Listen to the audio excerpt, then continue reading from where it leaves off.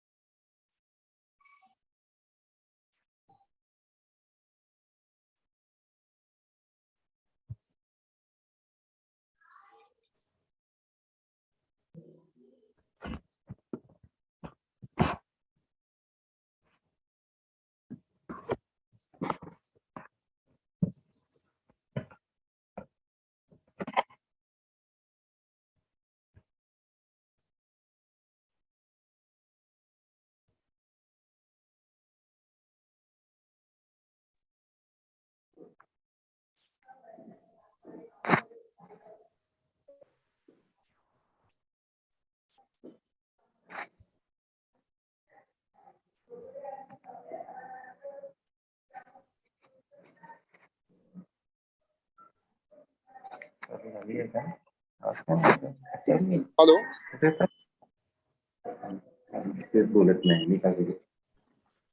Hello. Am I audible to you? Yes, sir. Yeah, but sir. video is Yes, not sir. on. Hello. Yes, sir. Yes, sir. Yes, sir. Yes, sir, you are audible. You can proceed, sir. Hello. You are audible, sir. Please proceed. I am audible, na? I am visible to you. Yes, sir. Yes, sir. I am visible also, na? Yes, sir. No, Yes, sir, you sir. are not visible. I am not visible. Okay. One second. You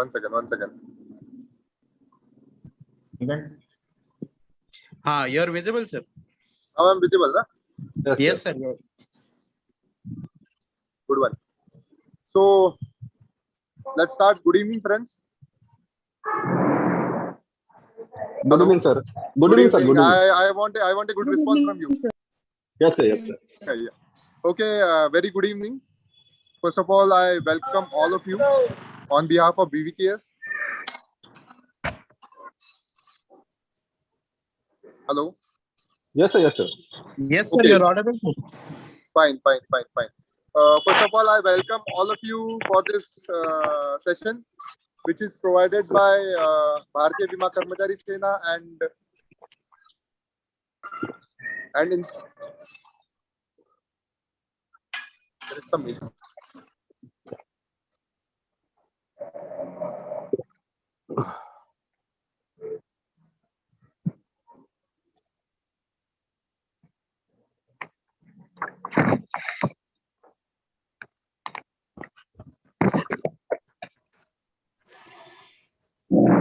Hello, I'm Sandesh Ingulkar from Pune unit.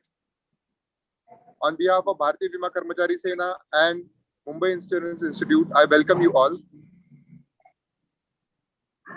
I take this opportunity to thank Mr. Dinesh Bobate, General Secretary, Bharatiya Bima Karmachari Sena, and office bearers of all Mumbai Insurance Institute. I literally thank Mr. Sachin Loke, Mr. Jeevan Bhosle, Mr. Anil Yadav, Prasad Sakarkar, and Sagar Deshmukh. I'm really thankful to them for giving me this opportunity and giving all of us a good platform, which provide very good career opportunity with New India, like promotional skills and many more advices to crack this exam. We are overwhelmed to introduce our today's faculty, Mr. Avinash sir. He is a core faculty of Nagpur. He is a regional accountant by profession in New India, and he is a very good teacher and a very good fellow of mine. he is providing us today the lecture on marine insurance. So without wasting our time, I just hand over my baton to sir. He will provide you for the further guidance on marine insurance. Thank you very much. Thank you, Sandesh sir, for giving this opportunity to me, and I will once again welcome all the participants on behalf of BVKS. I have been introduced by Sandesh sir, but I will once again quote my name. I am Ashish Virkhare. Ashish Virkhare, Deputy Manager working at Nagpur Regional Office. I am working as Regional Accountant and Auto Nodal Officer. Anyways, so portfolio doesn't matter. I will try my best to help you get insights into marine insurance. I hope this is the language of communication, because like all India people have joined, and so English is the language which is common everywhere. So I hope this is fine, or I should be bilingual. No, sir, this is fine. This is fine, sir. This is fine, absolutely fine. This is fine, sir. All right. So let's start the session. So first of all, thanks to Yogesh Janawalekar sir for his for the inputs. Basically, it was his PPT which I just modified it in my way, and like I am able to present it. Because of short of time, I couldn't prepare it on my own, a different one. But yes, definitely thanks to him.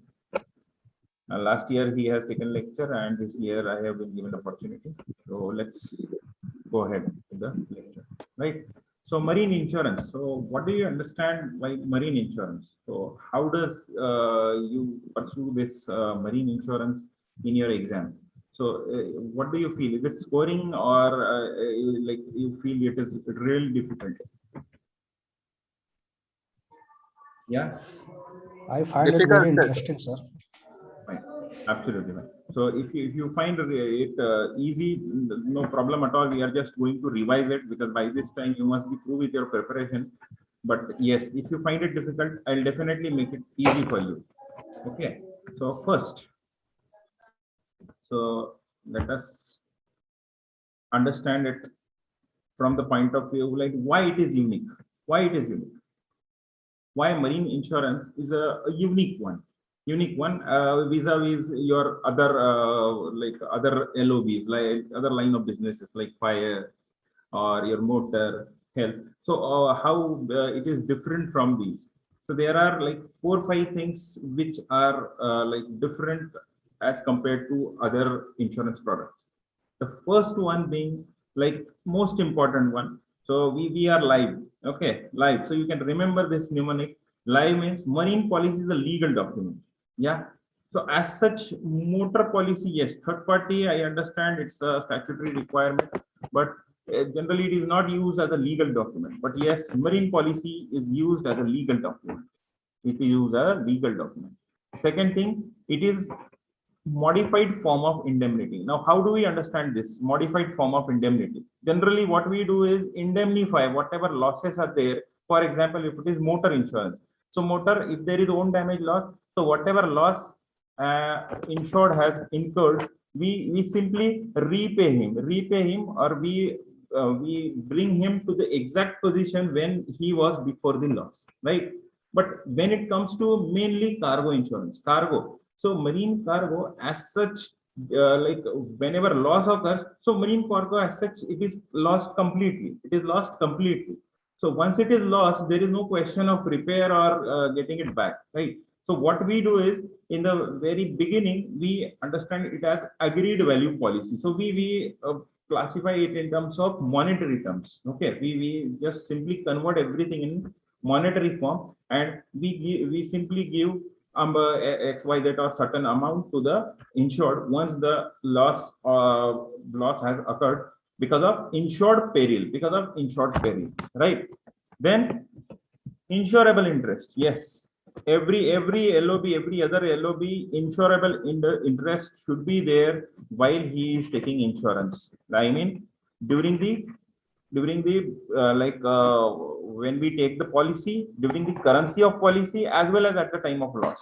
But herein, in marine insurance, this is the way it is unique. Insurable interest is required at the time of loss, right? At the time of loss.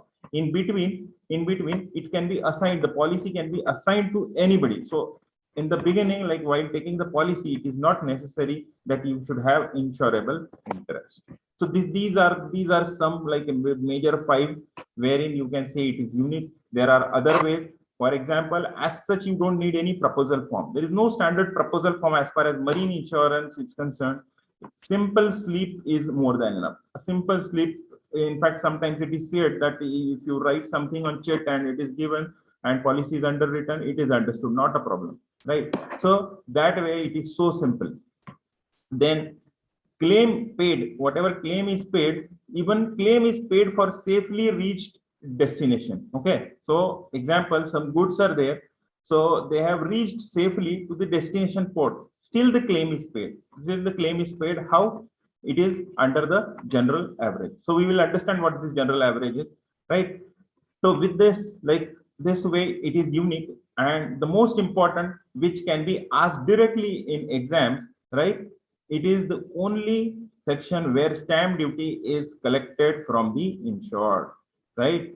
Stamp duty is collected from the insured. As such, whenever we issue a policy, you don't find that when you issue a motor policy, you simply give a collection receipt, and whatever is written on collection receipt, that is inclusive of stamp duty, right? But when we say marine insurance, so we collect stamp duty. Okay, so that is the way it is unique, and these are the areas from which questions can be asked.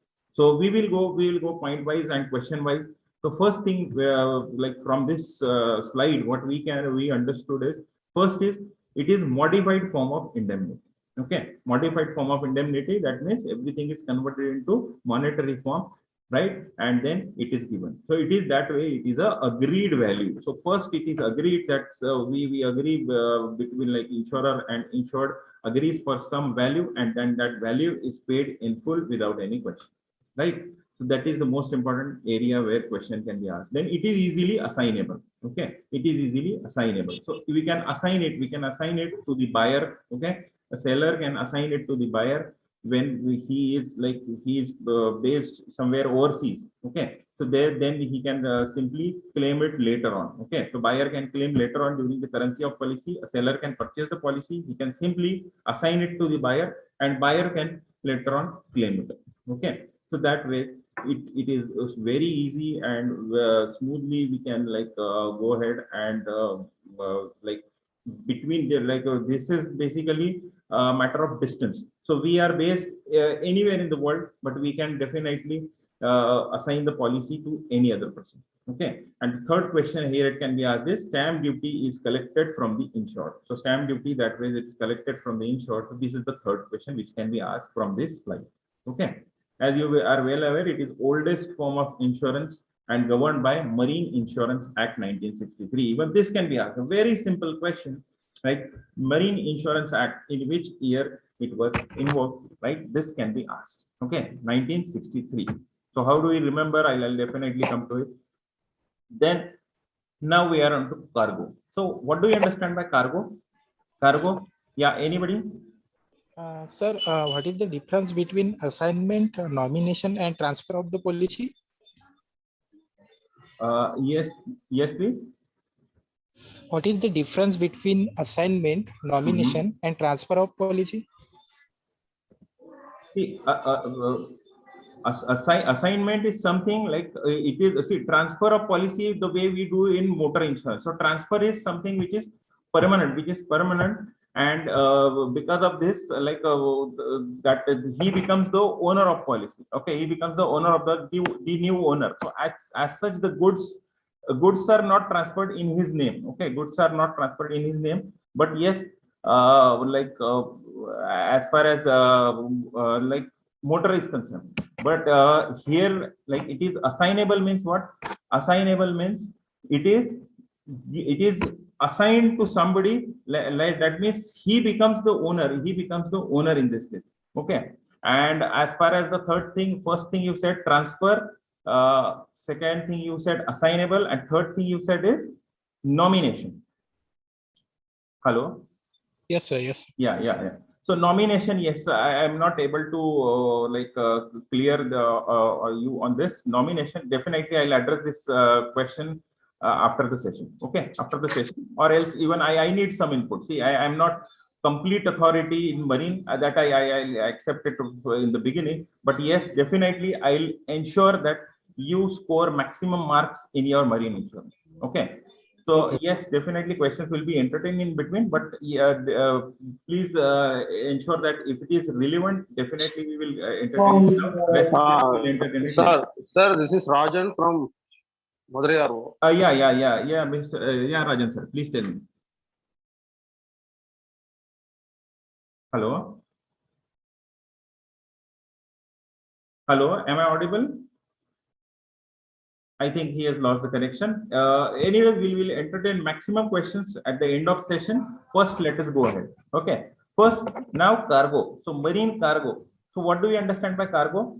Anything that is transported from one place to another. Okay, one place to another. So something which is moving from one place to another. Why any means of transport? Any means of transport, right? But if it moves on its own, it is not a cargo. If it moves on its own, it is not a cargo. So example, car being sent on truck, railways, ships, aircraft will be a cargo and can be covered under marine policy. Okay. But if it is moving on its own, it cannot be covered on marine policy. Example, we have when the cars are manufactured in a manufacturing unit. Okay. So they are carried in trucks. Okay. Or else they are imported via seas. So these become a cargo. But when they are on the road, that doesn't become a cargo. So they have to be insured on their own, or else you have to take a separate insurance for those products. Okay. Anyway, next, transportation of cargo from one place to another by we can transport it by water, air, surface transport, post, parcel, okay, registered ADs. So even these go by air transport or any combination of the above, right? So these 5 things which we will cover in cargo insurance. Okay. Next, it is governed by certain statutes. Okay, these statutes are Carriage of Goods by Sea Act 1925. So again, this year can be asked. Herein, the Carriage of Goods by Sea Act 1925. You see, these are like just 7 statutes, so you definitely must remember these. Even year. Don't think that they will ask fact and you may forget these and you will not get a question on this. No, please ensure that only 7 statutes are there. Obviously, there are many more, but these 7 are the most important. So you remember it by date. And as I have given one pictorial view, that they are very much interrelated, that they are very much dependent on one another, and that's why they are important here in Marine Insurance Act. So Marine Act, when it has come into being, marine, yes, here we have 1963. 1963. So Indian Ports Act and Marine Act both were invoked in 1963. Then later on, like other acts were there. Okay, so Carriage of Goods by Sea Act and the old ones. Okay, so even Indian Post Office Act 1898 is still used. Its regulations or its features are still used. Then Carriers Act 1865, Indian Railways Act 1890, and Merchant Shipping Act 1958. All these are important, and obviously the most important one from by which we are governed, so that is the Insurance Act 1938. Right. So these are the statutes which are to be remembered. Next, going ahead, so we will see who requires marine insurance. Who all need this marine insurance? Yes, please. Yes, marine insurance taken by whom? By a buyer and seller, sir. Buyer and seller of good. Even import-export merchant can directly take. Buying agents can take. Banks. As I told you, it acts as a legal document, right? So banks insurance policy act as a collateral security for them. So that way it becomes a legal document. So banks can take marine insurance. Then contractors. and anyone engaged in movement of goods require marine cargo insurance, right? So these are the people who require marine insurance. Now, next topic. So determination of SI. So how do we like arrive at sum assured? How do we arrive at sum assured? So marine cargo policy, as I told you earlier, modified form of indemnity. That way, it is an agreed value policy. We have seen in that live we have seen that is agreed value policy. So that's why it is also called as valued policy. Sum insured cannot be questioned unless there is evidence of fraud or valuation is excessive as to make it speculative in nature. Okay, so if you understand that, okay, for example, if somebody is having a small business, okay, and he says that I need 100 crores of insurance, okay, so you need to understand that no, I'm not going to give him without confirmation, or else his image is not proper. In that case, you have to question. But otherwise, as such, we do not question whatever sum assured is asked, sum insured is asked. So we generally give it, definitely assessing all the parameters.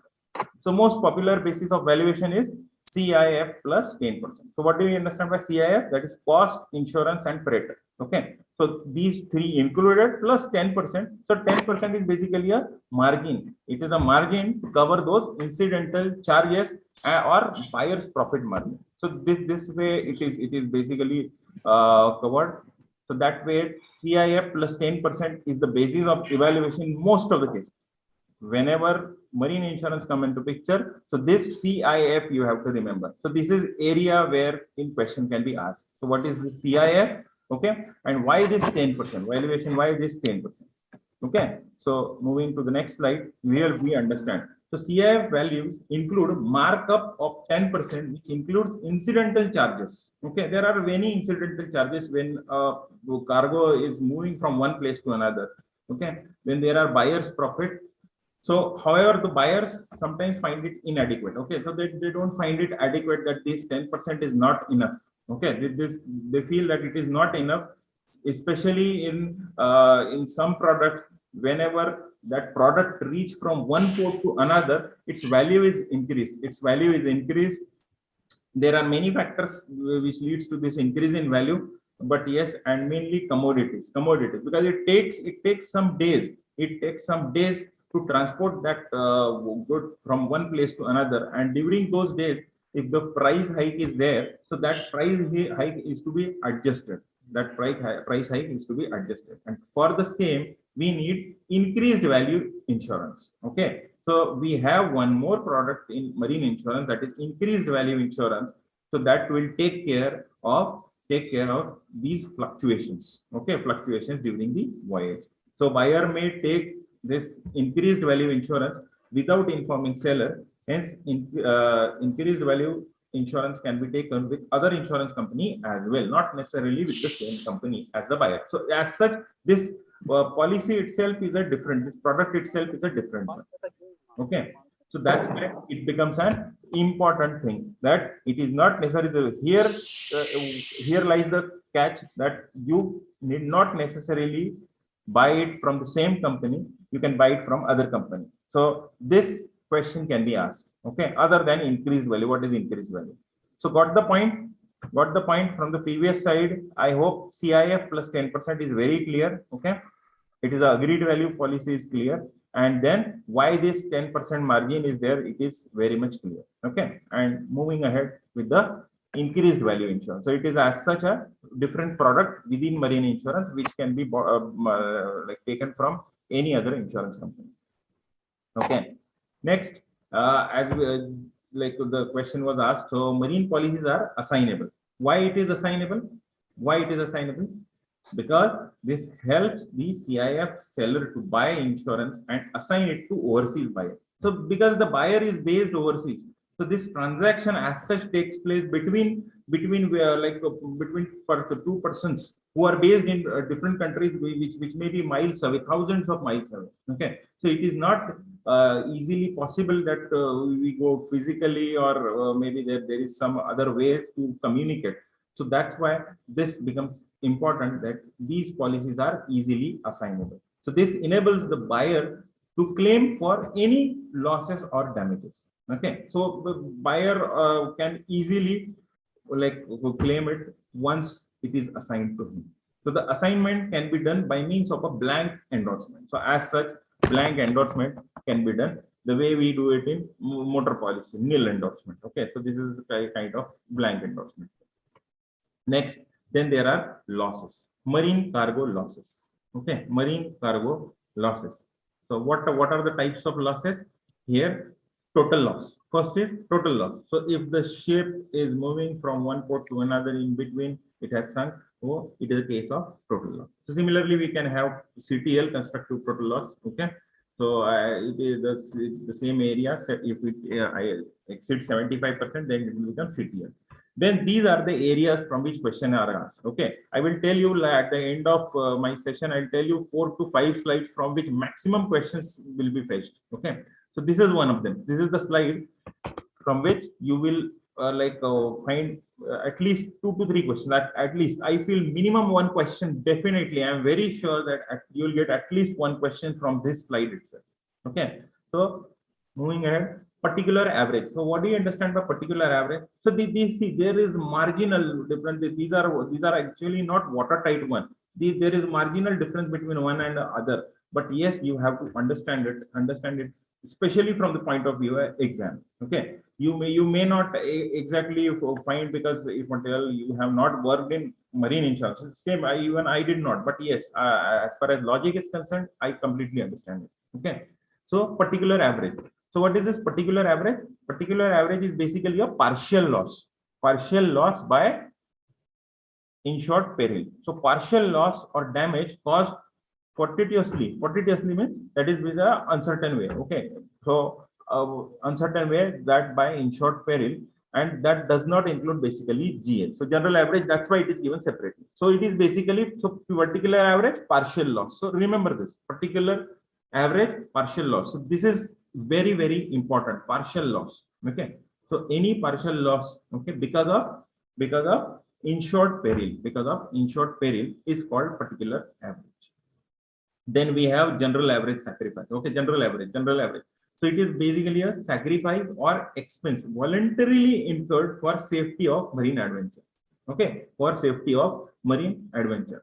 So what happens that while the ship is moving from one place to another, and there is some accident, there is fire in one of the section of the ship. Okay, and because of which you may have to reach the root of that fire. Okay, you may have to find, because see, whenever cargo is being transported from one place to another, the ship basically, it is decked or below the deck wherever the cargo is stored. So definitely it is above whatever engine and other things are there. Okay, so in that, if you have to reach the root of fire, you may have to remove the goods above that. So maybe most of the time we sacrifice it. So it doesn't matter whom does it belong to. So we simply sacrifice those goods. Okay, then again that's why it is called average, general average. So those that sacrifices is divided among all other people whose goods are being carried by that ship, and that's why it is called a general average. Okay, so sacrifice or expense voluntarily. This word is very, very important here. Voluntarily incurred for safety of marine adventure. So marine adventure is going on. Okay, goods are being transported from one place to another. In between there is fire, which is definitely covered under ICCC as well as up to ICCA. So fire is there, and this becomes an insured peril, and if you have to reach the root of that fire, you may have to sacrifice some goods. Okay, some goods. So that way it becomes a general average sacrifice. Okay, then there are salvage charges. Salvage charges means what? It is the amount spent to recover cargo from the sea. Okay, so salvage is basically the way we define it in marine insurance. So whatever remnant is there after repair, okay, if the part is replaced, so that becomes a salvage. But here it is a bit different. Salvage charges here means amount spent to recover cargo from the sea. Okay, so any cargo maybe which is thrown into the sea, if it can be recovered partially or totally, so definitely you incur some charges on it. So those charges are considered as salvage charges. Next one, sue and labor charges. It also comes under duty of assured clause. It is incurred short of destination. Okay, so see this these last two, sue and labor charges and particular charges. See here, particular charges, there it was particular average. So understand the difference between two. So sue and labor charges and particular charges. Sue and labor charges, basically these are short of destination. That is, it is mid-sea when the adventure is going on. When the adventure is going on, so these are the charges. Again, this is one area from which question can be asked, and the other area you just note down after comma. Maybe it may be more than total loss or insured value. So as I told you in the beginning only, sometimes the claim may be more than the sum assured. Claim may be more than sum assured. Generally, we don't practice this, okay, in other line of businesses, but yes, in marine it is possible. Marine it is possible that we can pay claim over and above sum insured. Okay, over and above sum insured, and there it goes that it is sue and labor charges which may be more than your total loss or insured value. Whatever agreed value is there. So if there is total loss, so this sue and labor charges, they are incurred basically short of destination to save the adventure itself. Okay, to save the marine adventure itself. And similarly, you have particular charges. Particular charges incurred at destination. So two very important points: sue and labor charges short of destination. Particular charges incurred at destination. At destination. Example of particular charges is reconditioning to save the cargoes from further damage. Okay. So if there is a damage mid-sea, there is some insured peril, and that cargo has reached the port. That cargo has reached the port, but we understand that there is some problem with the cargo. Okay. So maybe if there are cotton bales, okay, so you may have to see that, okay, so some cotton bales are affected. Okay, so if there is a container that, okay, the first layer is affected, so that first layer needs to be you may have to recondition it. Maybe we will study that there is some different clauses, maybe pickings clause. So from that you can just remove the upper part of bales, and rest of the bales can be used, or it can be definitely sold off, right? So that way it becomes a particular charge. It becomes a particular charge. So whatever charges which are incurred to reconditioning of that cargo, which was saved from the sea, but yes, if this cargo remains for certain period of time, it will definitely damage all other cargo. And that's why the decision has to be taken then and then, that yes, these particular charges, even if they are incurred, doesn't matter. Okay, even if the goods have reached their destination, but yes, we need to recondition the cargo so that we are able to save it from further damage. So I hope these are clear to each and everybody. Yes or no? Please tell me. Yes, sir. Yeah. Yes, sir. Yes, sir. So Yes, sir. So this is very important slide. Please check it, read it twice, thrice, 4 times. Okay, before Okay, sir. you go for your exam. Yes. So moving ahead. Sir, one question. Yeah. But actually, questions we will be short of time if we enter in. But yes, no problem. Please tell me. What is the difference between sue and labor and general average? How to differentiate? अच्छा, differentiate करना है, right? Fine, absolutely no problem. So general average and sue and labor. Okay. So general average यानी क्या है कि general average, see, sue and labor charges incurred short of destination. So basically to save this, see, general average यानी क्या है? General average जो है, when you have to sacrifice it. Okay, when you have to sacrifice those goods itself, or else maybe you may have to have some expense. Okay, expense to save those goods. Maybe you may need some crane. Okay, you may need some crane, and then crane, the charges of crane to remove those goods mid-sea. Okay, so that becomes the general average. So either sacrifice or expense related to that. Okay, while in sue and labor charges, what happens that mainly basically it is, as the name suggests, the sue and labor charges. So labor, so any labor any labor which is required. For example, your ship is like just short of destination. It is not able to get a, you can say, place to anchor it. Okay, it is not able to get a place to anchor it. So you may need other ship, okay, other ship to be taken mid sea, and then you may need labor to remove those goods from that ship to this ship. Okay, just to save that. Those example, there are perishable goods. Okay, there are perishable goods, and that port is full. That port is full, and you will have to wait for a day. You will have to wait for a day. And what happens that while you are like moving from one place to another, already like some days have passed by, and you understand that if it doesn't reach in a day or in some hours, okay, so all the perishable goods would be gone. So in that case, you take a decision. You maybe call a ship and a labor, okay, a small ship and labor, and then you simply remove those goods and bring it at destination. Okay, so that way these sue and labor charges are taken care. I hope I made it a bit clear. Yes, sir. Fine. Yes, sir. Yes, sir. So yeah, Okay.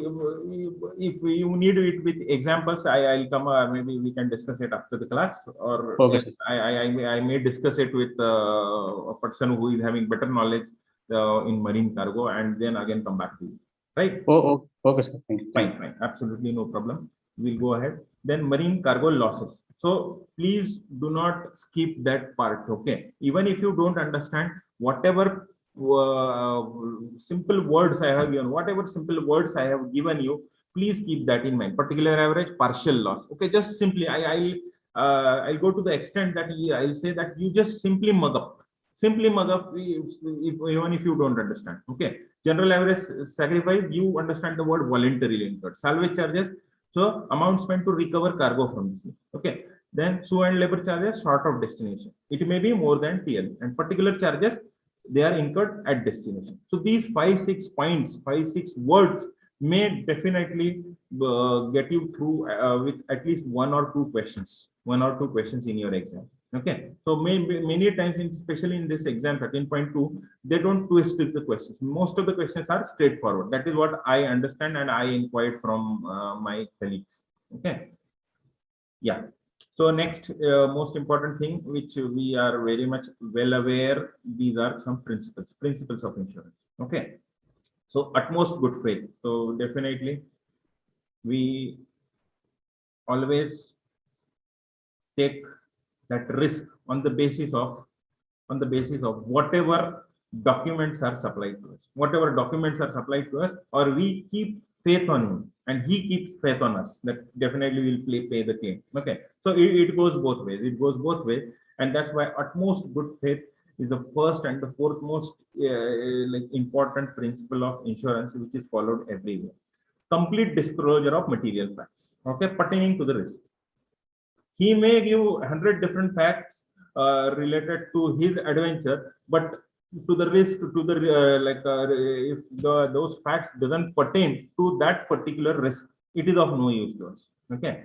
For example, if insured mentioned that the goods shall be packed in cardboard boxes. Okay, but while with the contract goes by and we see that during claim they were packed in gunny bags, so this is basically like the good faith was not there. Whatever was promised, that was not delivered, and that's why we may repudiate the claim. And that's why this material fact, this was material because cardboard boxes, it may have some relevance vis-a-vis gunny bags. So that's why whatever has been quoted, if it is not there, okay, we may repudiate the claim. That's why it becomes important. It becomes a material fact. Then insurers add some warranties to the contract of insurance to ensure that the risk is exactly what they intended to accept.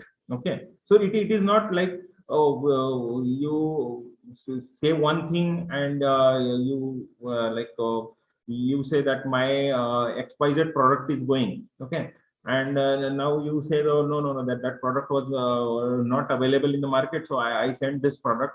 Okay, so you cover this product as well. No, we will understand the properties of that product, how vulnerable it is, and accordingly we will go ahead with the acceptance of risk. Okay, so in that there are certain warranties. So there are mainly two types of warranties. There are express warranties and implied warranties. So express meant what? Express, as the name suggests, they are explicitly stated. Explicitly stated, as we have seen just now in our example, that packaging is very important. Packaging is very important. So packaging, whatever is stated by the insured, okay, if it is not like complied, we definitely, that becomes a erosion of warranty, or that will like result in reputation of claim.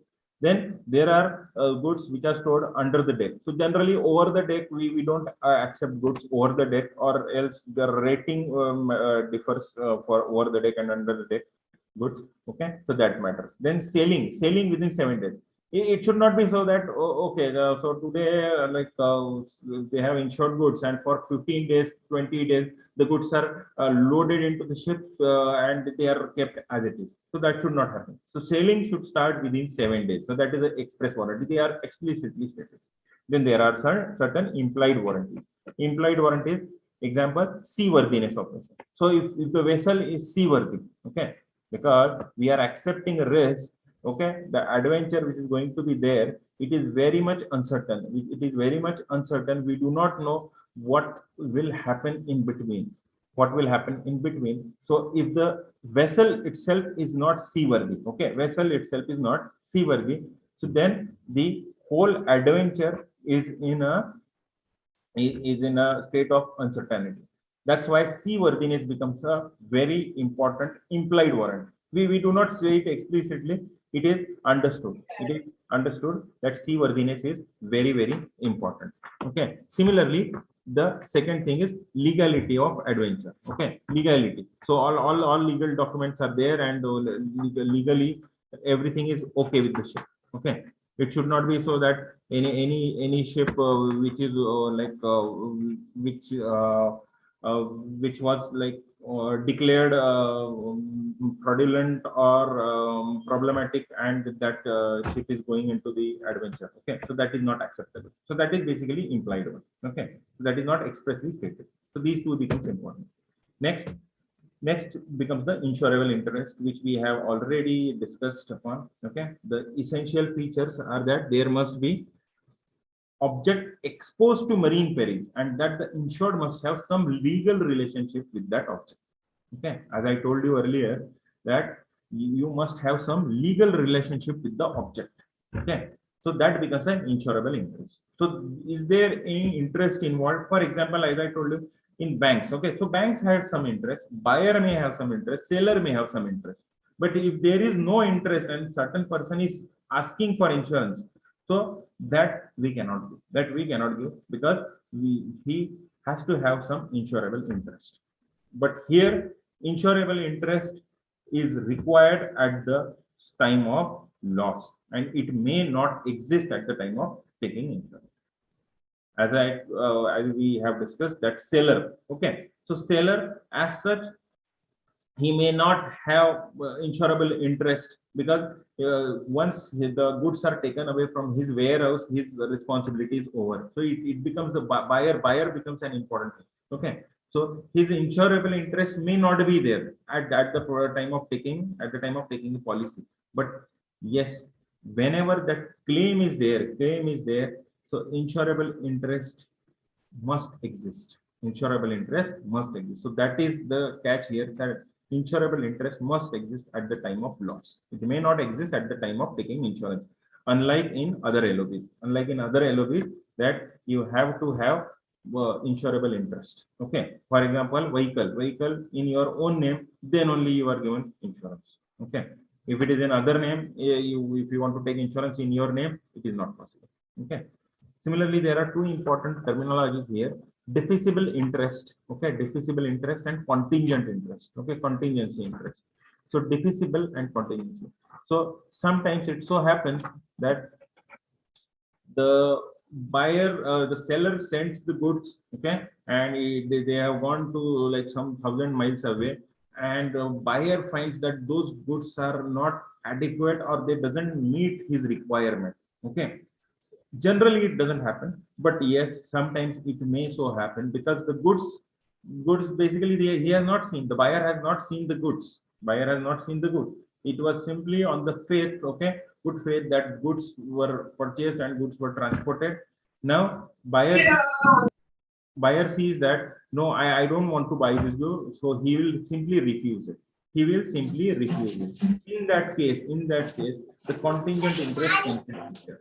Okay, contingent interest, wherein the title passes back to the seller. So passing of title back to the seller if the goods are refused or rejected by the buyer. So this attaches during the currency of voyage or on happening of contingency.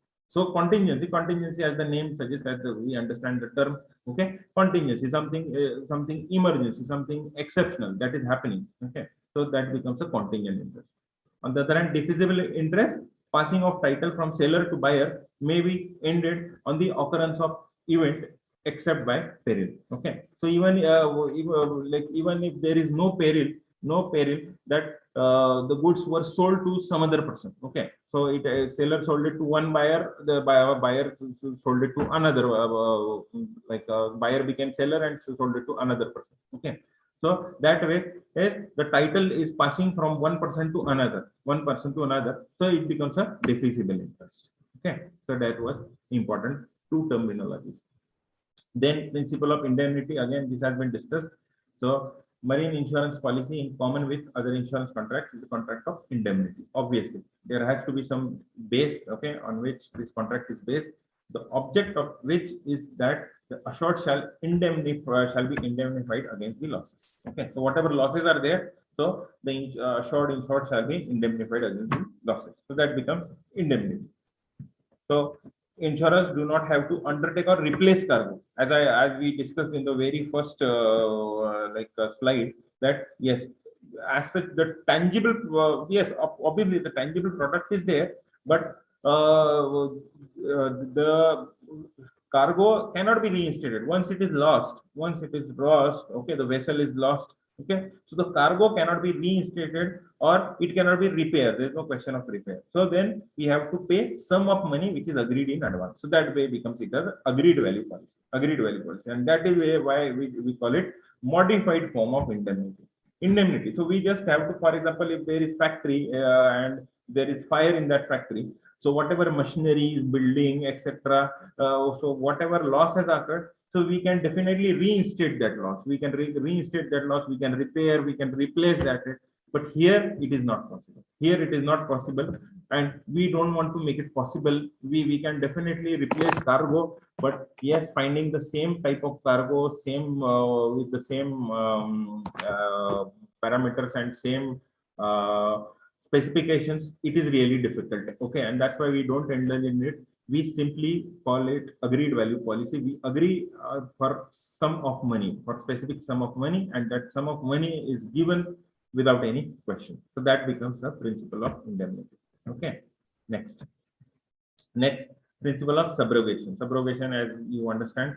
Okay, so insurer, having settled the claim for loss, is entitled to place himself in a position of the insured to the extent of acquiring all rights and remedies in respect of loss which the insured may have received. Okay, so once the loss is paid, he may recover this loss from some other person, and for that we have to acquire that rights for recovering that loss from third person.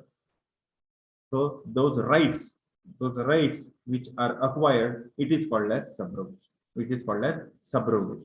So principle of abandonment. So it is a corollary basically of principle of subrogation. So principle of abandonment is nothing but the transfer of rights, titles, interest, and property, including liabilities, in favor of insurer. So generally, we easily don't accept abandonment. Whenever loss is there, we never ask an insured to abandon the ship. Okay, we keep the ship in his possession only, since we do not know what kind of liabilities we may incur. So there are like environmental norms are there. Then there are many more. There is some legal complications. So all these we cannot take on our own. Okay, that's why we generally do not accept abandonment.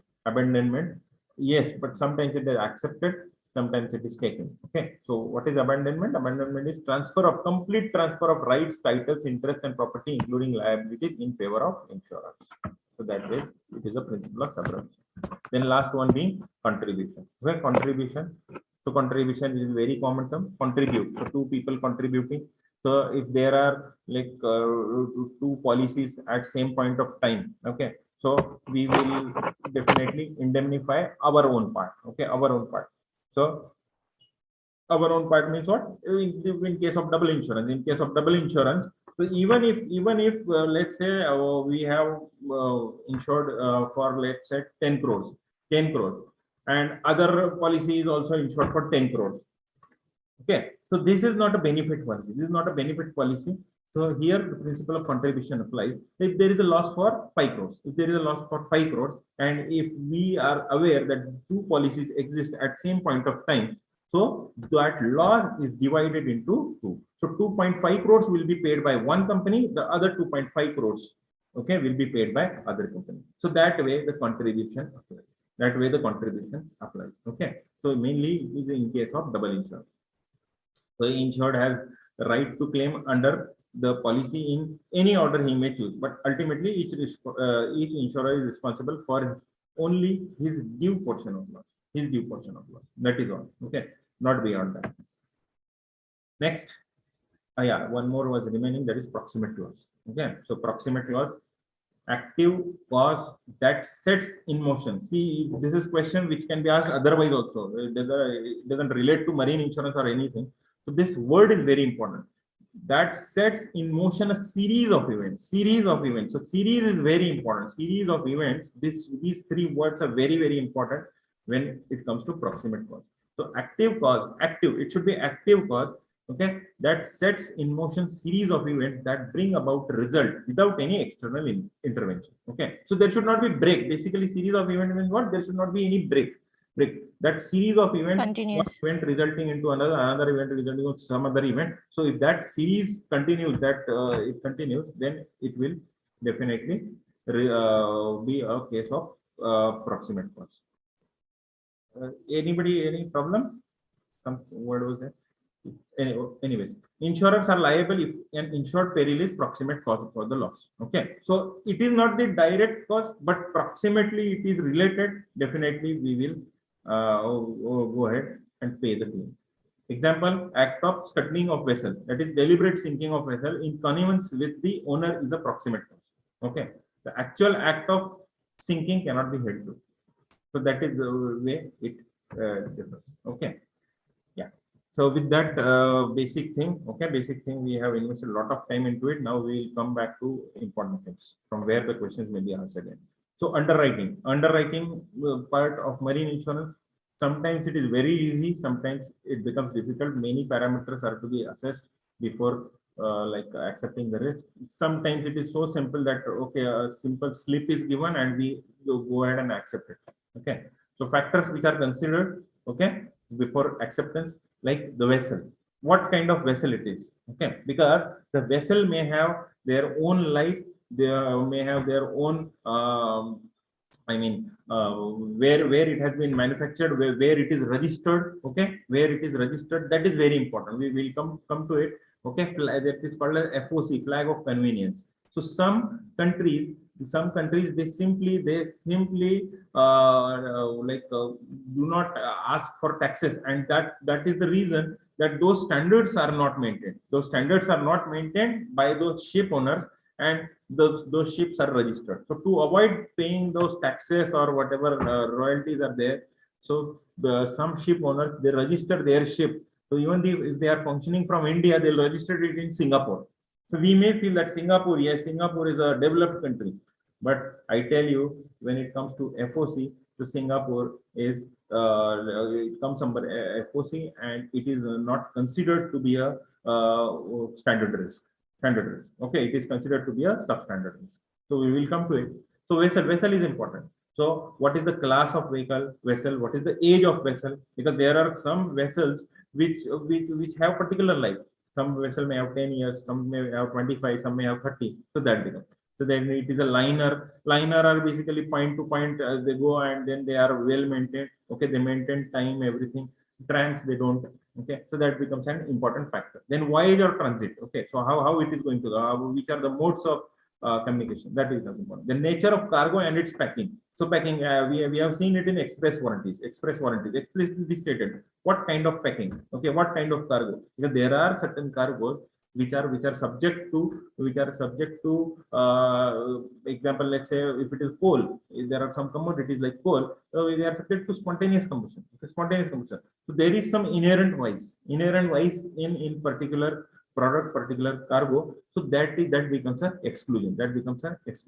But yes, definitely, even if it becomes an exclusion, so that exclusion, other than that exclusion, if there is other insured peril, we are definitely going to pay the fee. So, but still, while accepting the risk, we understand and we take into consideration the nature of cargo and its packing, and obviously the conditions of and terms of insurance. So, what are the conditions and terms of insurance? Yes, we are here. So, tankers, as I told you, tankers, bulk carriers, combination carriers, these have a life of just 10 years. 10 years, because tankers do not know what kind of oil, so definitely rusting and other things are taking place. Okay, so as I told you, word inherent vice.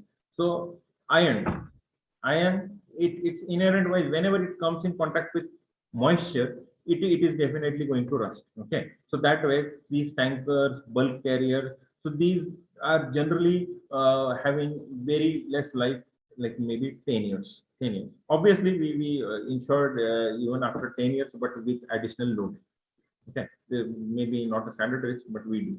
Then liner vessels, as I told you, liner vessels, these are operating as per advertised itineraries. Okay, so itineraries, that is fixed. Okay, so it is going to move from, yes, it is going to move from Mumbai, then to Colombo, then it will go to maybe Cape Town, and then it will go to maybe Sao Paulo. Okay, so that way it is fixed. Okay, so that it will move from one place to another, and that is pre-decided. That becomes a liner vessels. Okay, liner vessels. So whatever has been advertised, whatever has been fixed, whatever standards has been fixed, okay, it will take that path. Okay, it will not deviate from that path. Okay.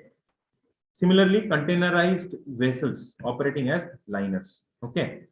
Oh, so containerized vessels operating as liners. So containerized vessels, so containers. Okay. So we are well aware that containers, so simply whatever cargo is there, that is packed in XYZ packaging, and then it is containerized, and those containers are simply loaded on ship, and then that ship will go from one place to another. So they have a longer life. They generally have longer life, because as such a direct contact from any kind of cargo is not there, and that's why they are having the longest life among these vessels. Okay, containerized, so 30 years. So we have to see, like we saw in the last slide, the first thing was vessel. So what kind of liner, trams, class, age, so these are to be understood. So once we understand that, definitely our risk acceptance capacity would be better. Okay, risk acceptance, what I say is better.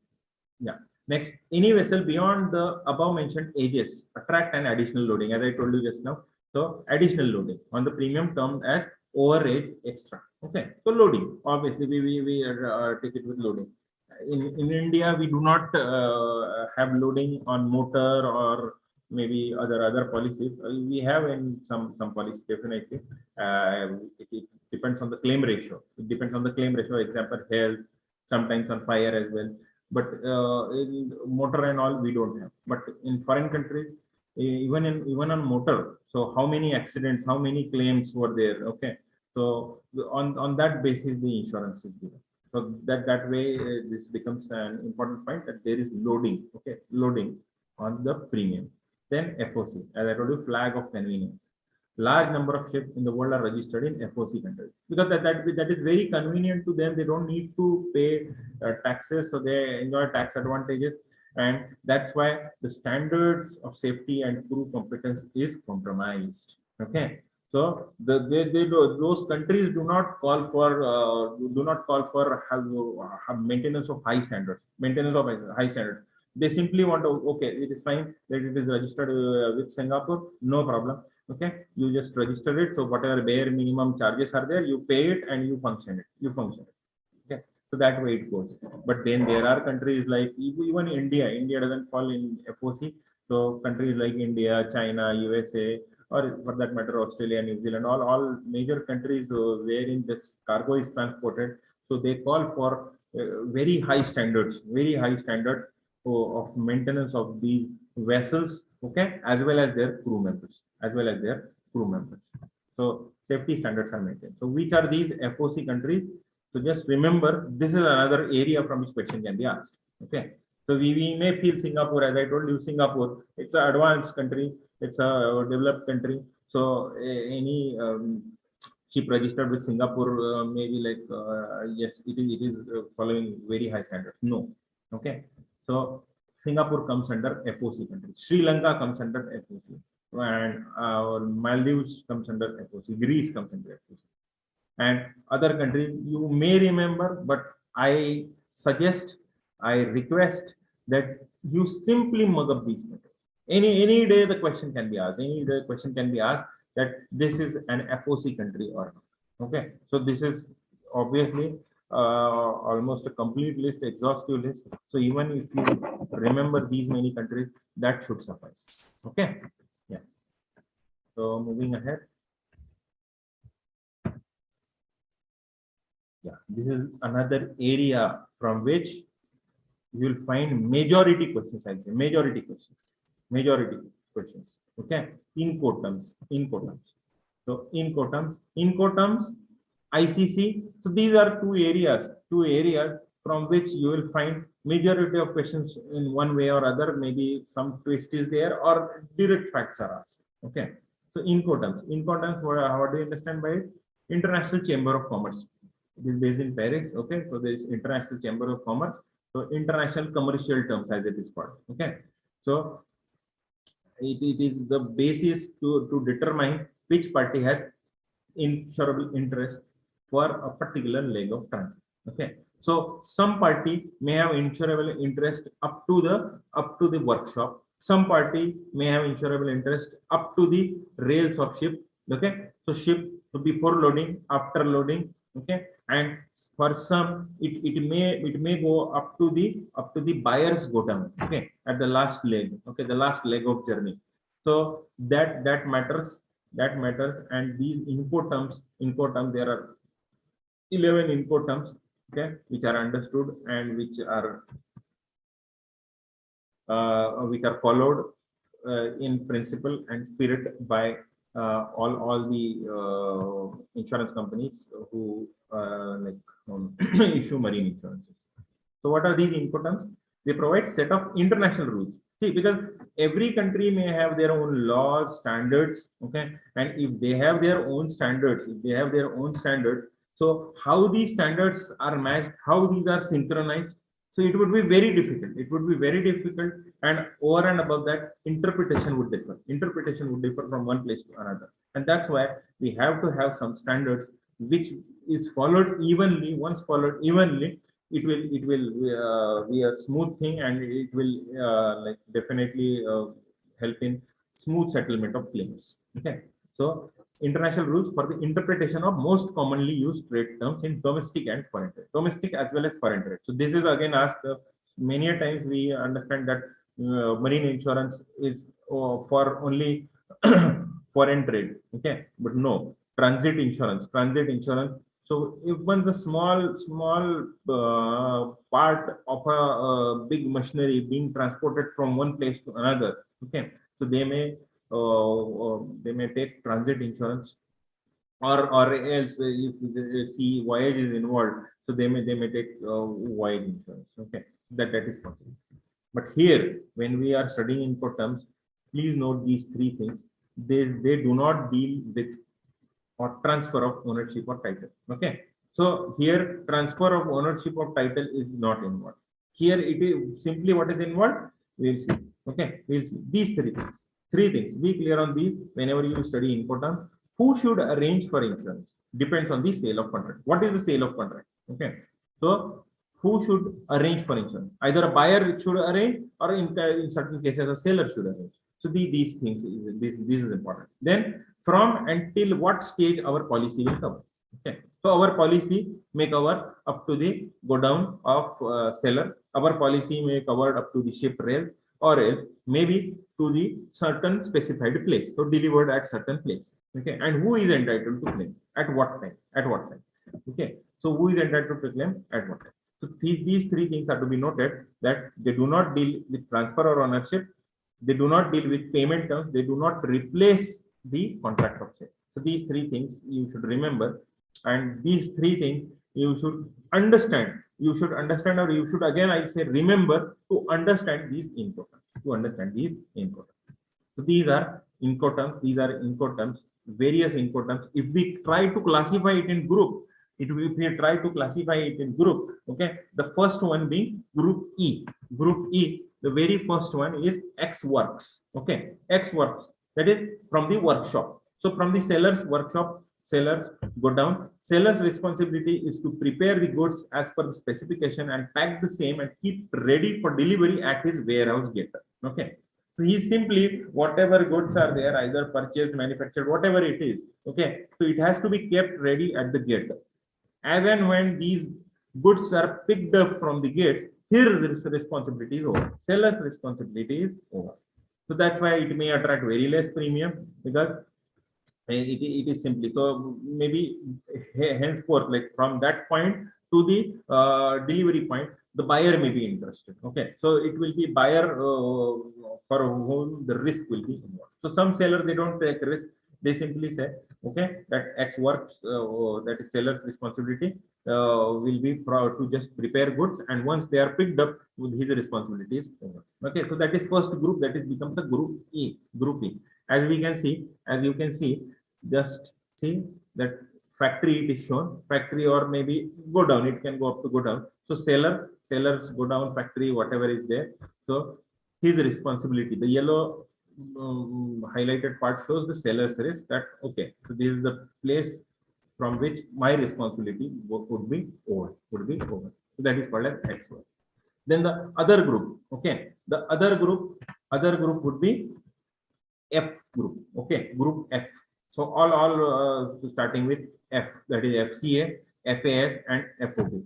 Okay, so mainly they are one and the same. If you see these, so except FAS, wherein the like before the ship rails and on the ship rails, FCA and FOB. So this is marginal difference, but in this, please note down.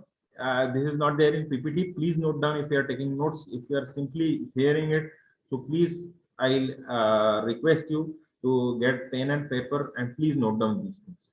Okay. So free on board or free carrier, that is FCA, or free alongside ship, that is ship rails. So these three may look one or the same, but there is marginal difference between them. But yes, one thing is common in them, that is insurance is taken by buyer. Okay, insurance by buyer. Insurance is taken by buyer. This is very important.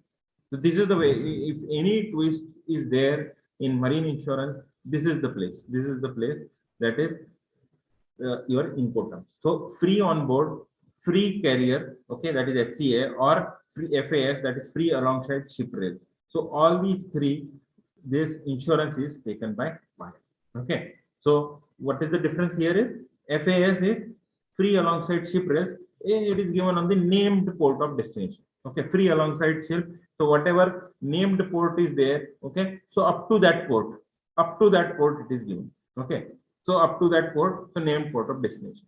While in FOB, as the name suggests, free on board. So once the goods cross that ship rails, okay, ship rails, so goods are brought and it goes into the ship rail. Okay, so the seller's responsibility is over. Now it is buyer's responsibility. So buyer may have to take care of goods, and he may have to take the insurance. Okay, so F series, okay, that is your group F. Group F, buyer is important. Okay, buyer will take insurance. Okay, as against the C group C. Okay, that is your CFR, CIF, CPT. So for all these things, the seller will arrange for insurance. Seller will arrange for insurance. Okay, so seller will arrange means what? Cost and freight, or cost, insurance, and freight. See, this is CIF plus 10%. If you remember, the basis of valuation for majority of thing I told you, that is CIF plus 10%. So cost, insurance, and freight. So everything is involved. So buyer don't have to worry. Buyer don't have to worry. It is arranged by seller. So simply buyer says, okay, you take care of insurance, freight, cost. I'll pay you. You pay to you in lump sum. Okay. So seller's responsibility is only up to FOB point, and thereafter it is buyer's responsibility. Okay, thereafter it is buyer's responsibility. So that way, see, only thing here matters is your insurance is taken by seller. Okay, so it is similar to that FOB, similar to that FOB point. Okay, because it is only FOB point going up to FOB point. But here the difference is in C series, the insurance is arranged by seller. Insurance is arranged by seller in all the cases. Either it is carriage paid to, that is CFR, CPT, okay, or cost and freight. Okay, that doesn't include insurance, and then cost, insurance, and freight. Okay, so all these three are like going to the same thing. Okay, again, it is what is important here is named port of destination. Again, it is going to name port of destination. So, but the only difference, as I told you, between C series and F series is it is arranged by seller. C, you can just spell it wrong. Seller, you can spell S instead of S. You remember C, and C means seller, and seller will arrange the insurance. For F, it is the buyer, FOB, 3 on board. So board B, you can remember, okay, buyer will arrange for insurance. Okay. So that is all for these two groups. And the last one, okay, last one being the D, group D. Group D. So we can just see that group D, we have this, okay, this image. So DDU, okay, so that is DDU, yes, DDU is there. So delivery at place unloaded, that is all. Then delivery at place, okay. So cost and risk both are, for both seller is important here. Okay, so if you can see that up to the cargo terminal, the seller is responsible. Okay, so buyer has least responsibility. You just don't have to worry. Okay, you just you have sold me the goods, no problem. You take XYZ amount of money and you simply deliver it. Okay, so whatever risk is involved, it would be yours. It would be yours. So any loss, any damage is there, so you can claim it. But as and when the product is delivered, okay, I'll be more than happy that this product is delivered, even if I have to pay some extra pennies for it. Okay, no problem with that. So that's why this group D becomes important. Okay, group D. So delivery duty paid, sometimes duty is involved, which for which maybe the buyer may have to go and see, okay, well, the goods have arrived or not, so whatever duty is to be paid. So once seller takes care of it, buyer is rest assured that I simply have to pick the goods from the particular place. Okay, so delivery to duty paid, delivery at place, and delivery at terminal. Okay, so all three. So delivery at terminal means what? Nominated port of terminal. Okay, so I hope this is very much clear. This is very much clear. If there is any difficulty, you please go back, read it twice, thrice. Maybe you can refer to that IC 67 book. I suggest that you first be thorough with that IC 67, because most of the questions, I tell you, most of the questions will be asked. If 1 or 2 questions are asked from outside book, doesn't matter. Focus on the questions which are asked. You should not make silly mistakes on that. Okay. So first focus on book, and once you are thorough with the book, if you feel that every question I am taking, I am able to answer it correctly, then you can refer to other material. But that should be the base. That should be the base. Okay. These PPTs, yes, these are some understanding or point-wise presentation. But then sometimes this point-wise presentation, what happens, the nitty-gritties or small facts are missed out. Small facts are missed out, and that's why I once again ask you to refer to books. Refer to books. Yes, you can go through PPT, and once you are thorough with your book, but before that, get back to book and read it twice, thrice. Okay, and obviously, while you answer your question in exam, so try to read it at least twice. Many a times you may have, like, most of you might have appeared in exams earlier, or at least a fellow, like, many people must be fellow here, so you might have seen that it seems so easy, but when you try to attempt it, you may go wrong. Okay, so there, that place is the place which will separate you from, like, the successful candidate from non-successful candidate. Okay, so silly mistakes are very important. The knowledge base is more or less same for everybody, and while studying, many a times you may get bored. So that's why I suggest you that whenever you are reading, that's why any PPT is there, I'm trying to tell you that, okay, this is the area from this question, this is the area from this. Otherwise, we simply read blindly and we do not know, we do not understand, we are not able to grasp things. So try to frame questions, try to question that why this paragraph is there and how many questions are. Try to frame those questions. You will definitely succeed. Okay. Anyways, moving ahead, marine cover note. Okay. So again, simply the simple question, there are other things, but yes, the question can be asked from validity. So what is the validity of marine cover note? 30 days. 30 days. Unlike in motor, okay, so here it is 30 days. How much in motor? Anybody? 60 days maximum. 60 days. Okay. So most of you are aware.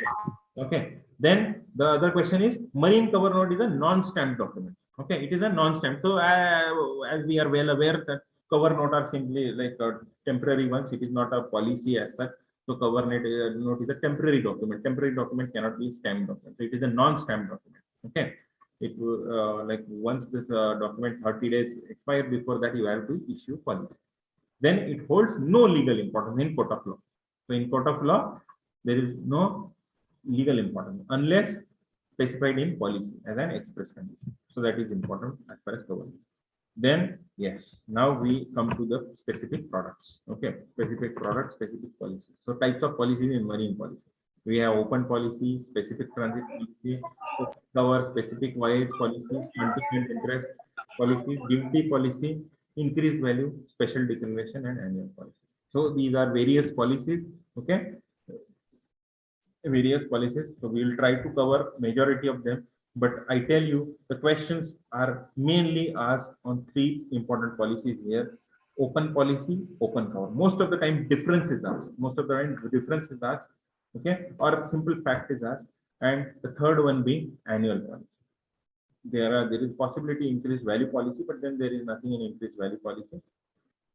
So yes, so let's move ahead. Marine open policy. So what is an open policy? Open policy. See, as the name suggests, see, the focus on the word, policy. Okay. So once it says policy, yes. So policy has already been issued, right? Vis-a-vis cover, wherein the cover, that means it will be mainly on declaration. Okay. So open policy is an undertaking to cover all shipments that will be made during the year. So open policy, let's say that I understand that my business this year was let's say 80 crores. Okay. So I am sure that this year it would be 100 crores. This year it would be 100 crores. So I take an open policy, okay, to cover all my shipments up to the sum assured of 100 crores. Okay, sum assured of 100 crores. As and when they are transported from one place to another, okay, I will simply declare. So insured may not have details of cargo. I don't know, at present I do not know that my business says that I was exporting bulk commodity. But this year I want to add maybe like some perishable goods as well. Okay, some electronic goods as well. So this year my business is going to increase. So I may not specify. Okay, so this is the cargo, because it is not fixed. Because it is an open policy. Okay, it is taken for a year. So that's why it is not. I'm not sure that whatever details of any cargo or whatever sum assured would be there, whatever voyages would be there. Okay, so I simply take an open policy. During the currency of policy, insured has to provide declarations for on a month-on-month basis. Okay, month-on-month basis, you just have to give declaration that mentions details of good, date of shipment, voyage from, voyage to, sum assured, and name of conveyance. Okay, so all these details are to be mentioned that month on month. So okay, this month I transported the goods for 10 crores rupees. Okay, so these are XYZ goods. These were transported from this place to this place for such and such sum assured. Okay, so all these details are to be declared. If not declared, then what? Then it is taken as only. So we'll come to it. So certificates can be issued. So again, in open policy, we issue certificate can be issued under open policy as and when the individual voyage takes place. This certificate can be assigned to overseas buyer, as we saw that easily assignable. This policy is easily assignable to an overseas buyer, so that in case of loss, buyer can claim it directly from the insurer or the insurer's overseas claim settling agent, who are maybe lawyer, etc. So these are claim settling agents. So certificates, simply certificates are issued on the basis of voyage. Okay, whatever declaration is there, and then certificates can be assigned or it can be reassigned. However, certificates are not required for inland or domestic transit. Okay, a simple declaration would suffice. Simple declaration, okay, I am transporting such and such amount of goods from this place to that place, so that is more than sufficient. Okay, but when overseas, okay, when overseas transits are involved, we have to issue certificate. We have to issue certificate. Basis of evaluation, again, it would be typically CIF plus 10%. CIF plus 10%. Many times it is not sufficient, but yes, that is what is agreed. Then in open policy, there are three important, I'll say, checkpoints, okay, which are to be taken care before setting risk, and these are per bottom limit, per conveyance, and per location. Okay, per bottom. Excuse me, sir. Yeah. Anybody, any question there? Sir, I have learned that marine open policy is issued for inland transit only. That is within country. Then where the question of overseas certificate issue is coming? Yeah, just a moment, I have that. Yeah, for inland transit, okay, open covers versus open policy. So for mainly inland transits, okay. Yeah.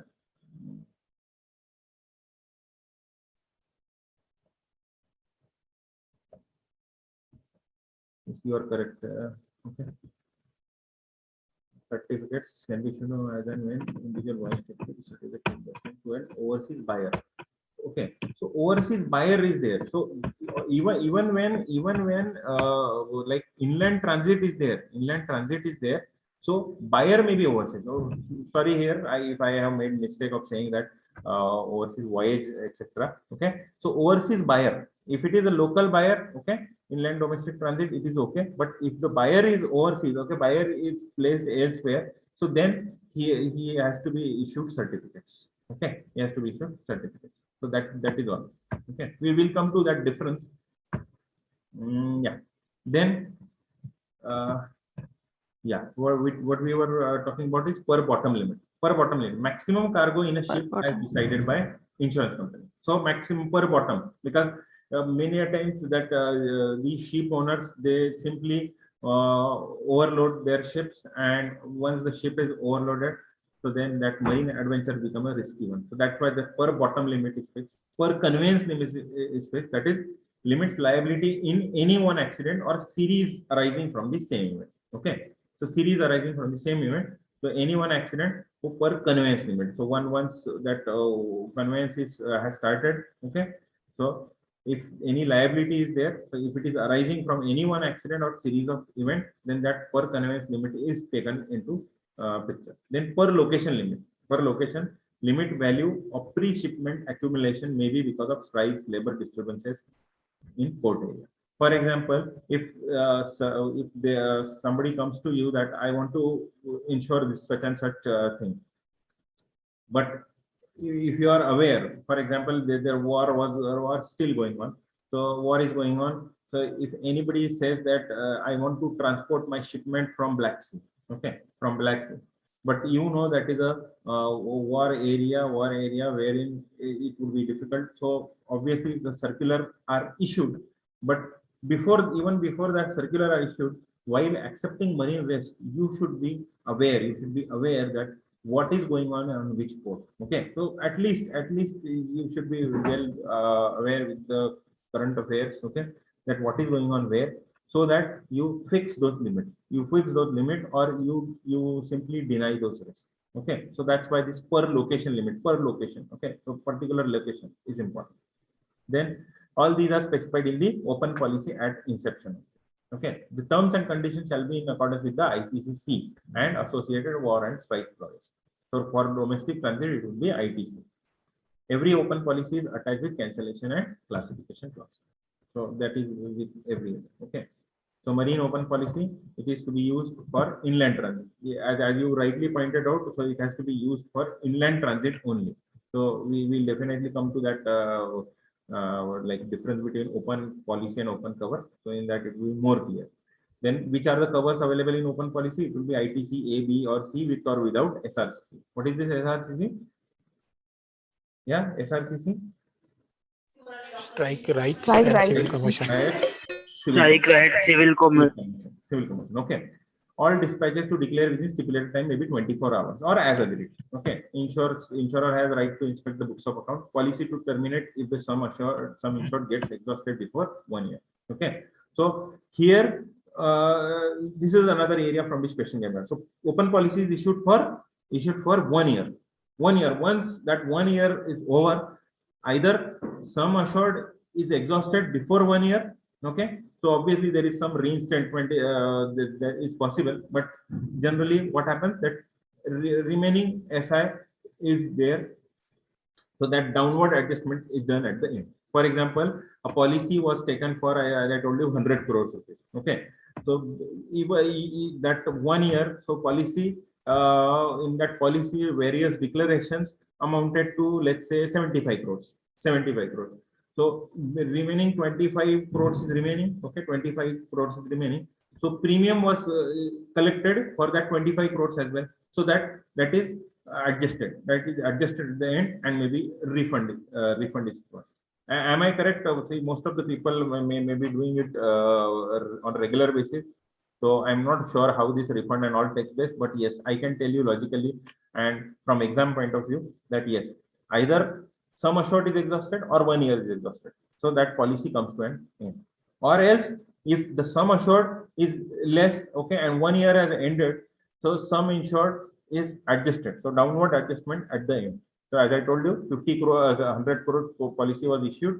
75 crore was the shipment. So out of that 25 crores, so 25 crores premium of that 25 crores is refunded.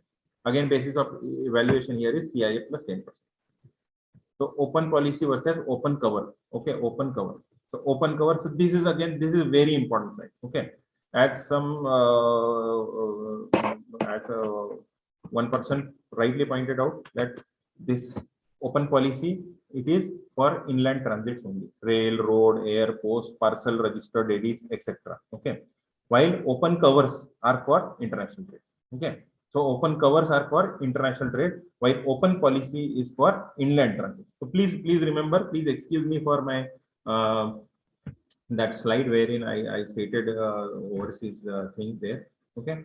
Then open covers are not stamped. As the name suggests, cover as such is not stamped, while open policies are duly stamped. So open policies are duly stamped. Duly stamped policies, so that becomes obviously a legal document. Then in open covers, you have automatic or continuous coverage to the regular exporter importer. So open covers are not issued to anybody. So who is a regular importer exporter? He has been in the business for last some 10 years, and his track record is good. So only those people are given open covers. Okay, open covers. While here it is mainly declaration based. So if not declared, it is treated as unvalued policy. So, okay. So if someday it is some month, if there is like 10 crores, some month it is 5 crores, and some month it is not declared, and then average is taken and it is taken as unvalued policy. Okay. Then there is no SI in open cover. There is no SI as such. Sum assured is not there. While in open policy, SI is fixed. Okay, SI is fixed and will diminish with each declaration. So once it is exhausted, it can be reinstated, but then the reinstatement is generally not, I mean, easily accepted. Simply policies, fresh policies, and then basis of valuation again is CIF plus 10%. So that way, these 5 differences are to be remembered. And again, I tell you, if at all question comes from this area, so this would be the slide from which question would be there. And definitely, I am looking forward to one question from this slide. I hope I am clear on this, right? Yeah. Sir, I have a question. Yeah, please, madam. Sir, if a consignment is going to Nepal through inland transit only, so we have to issue open cover or open policy? Yeah, see, madam. Open cover, as I told you, if he is a regular importer or exporter, okay, we may issue him open cover as well.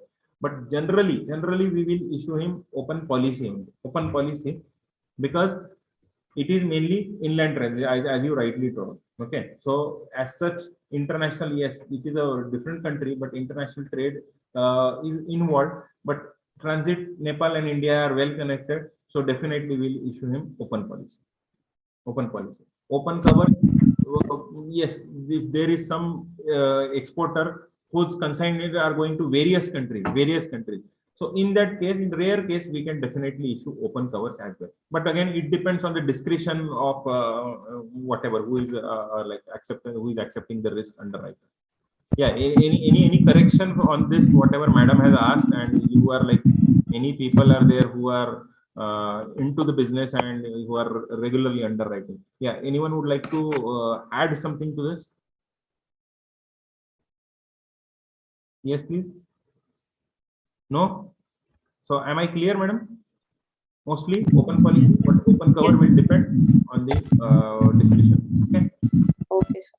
Right. Then next question, which is which will be asked from these various policies I told you, annual policy. So again, annual policy, the very first line is very important. Annual policy issued for own goods or goods held in trust and not under contracts or sale or purchase. Okay.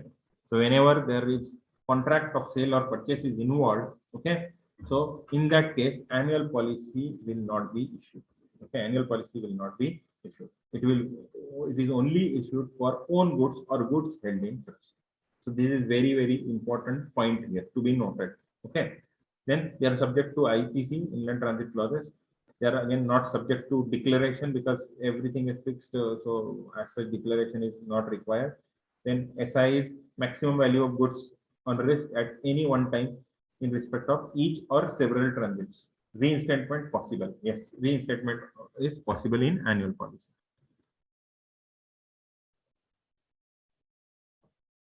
Yeah, it is subject to condition of average. Yes. So if any under insurance is there, so average will be applied. And then this is again another point which is asked. Okay, annual policy minimum premium is 5,000. Minimum premium is 5,000. So obviously, anyone who is really interested or who is genuine person will only take this annual policy. Okay, will only take this annual policy, and that's why this minimum premium is fixed to 5,000. Okay, and these policies are not assignable. Another important area. So four areas from which this question can be asked from annual policy. One is for own goods or goods held in trust. Okay. Second, they are subject to condition of average, that is under insurance applicable. Minimum premium 5,000, and they are not assignable.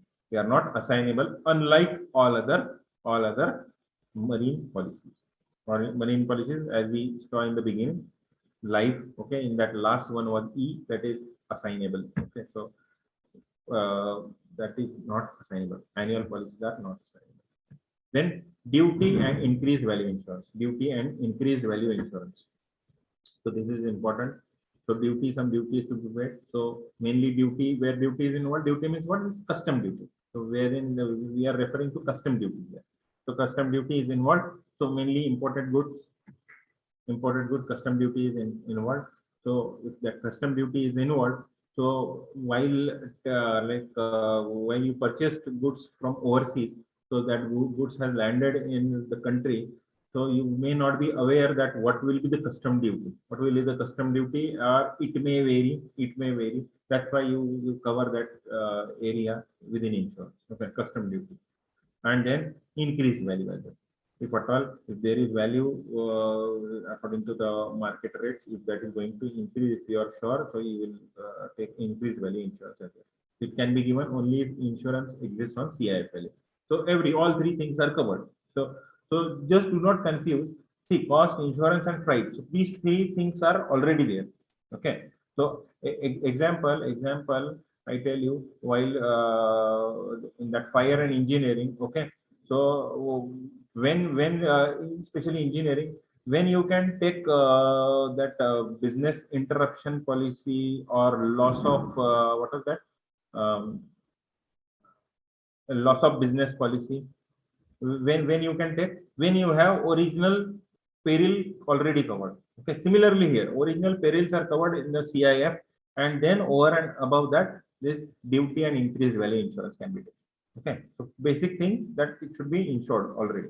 So these duty and insurance policies are neither assignable, they are nor valid.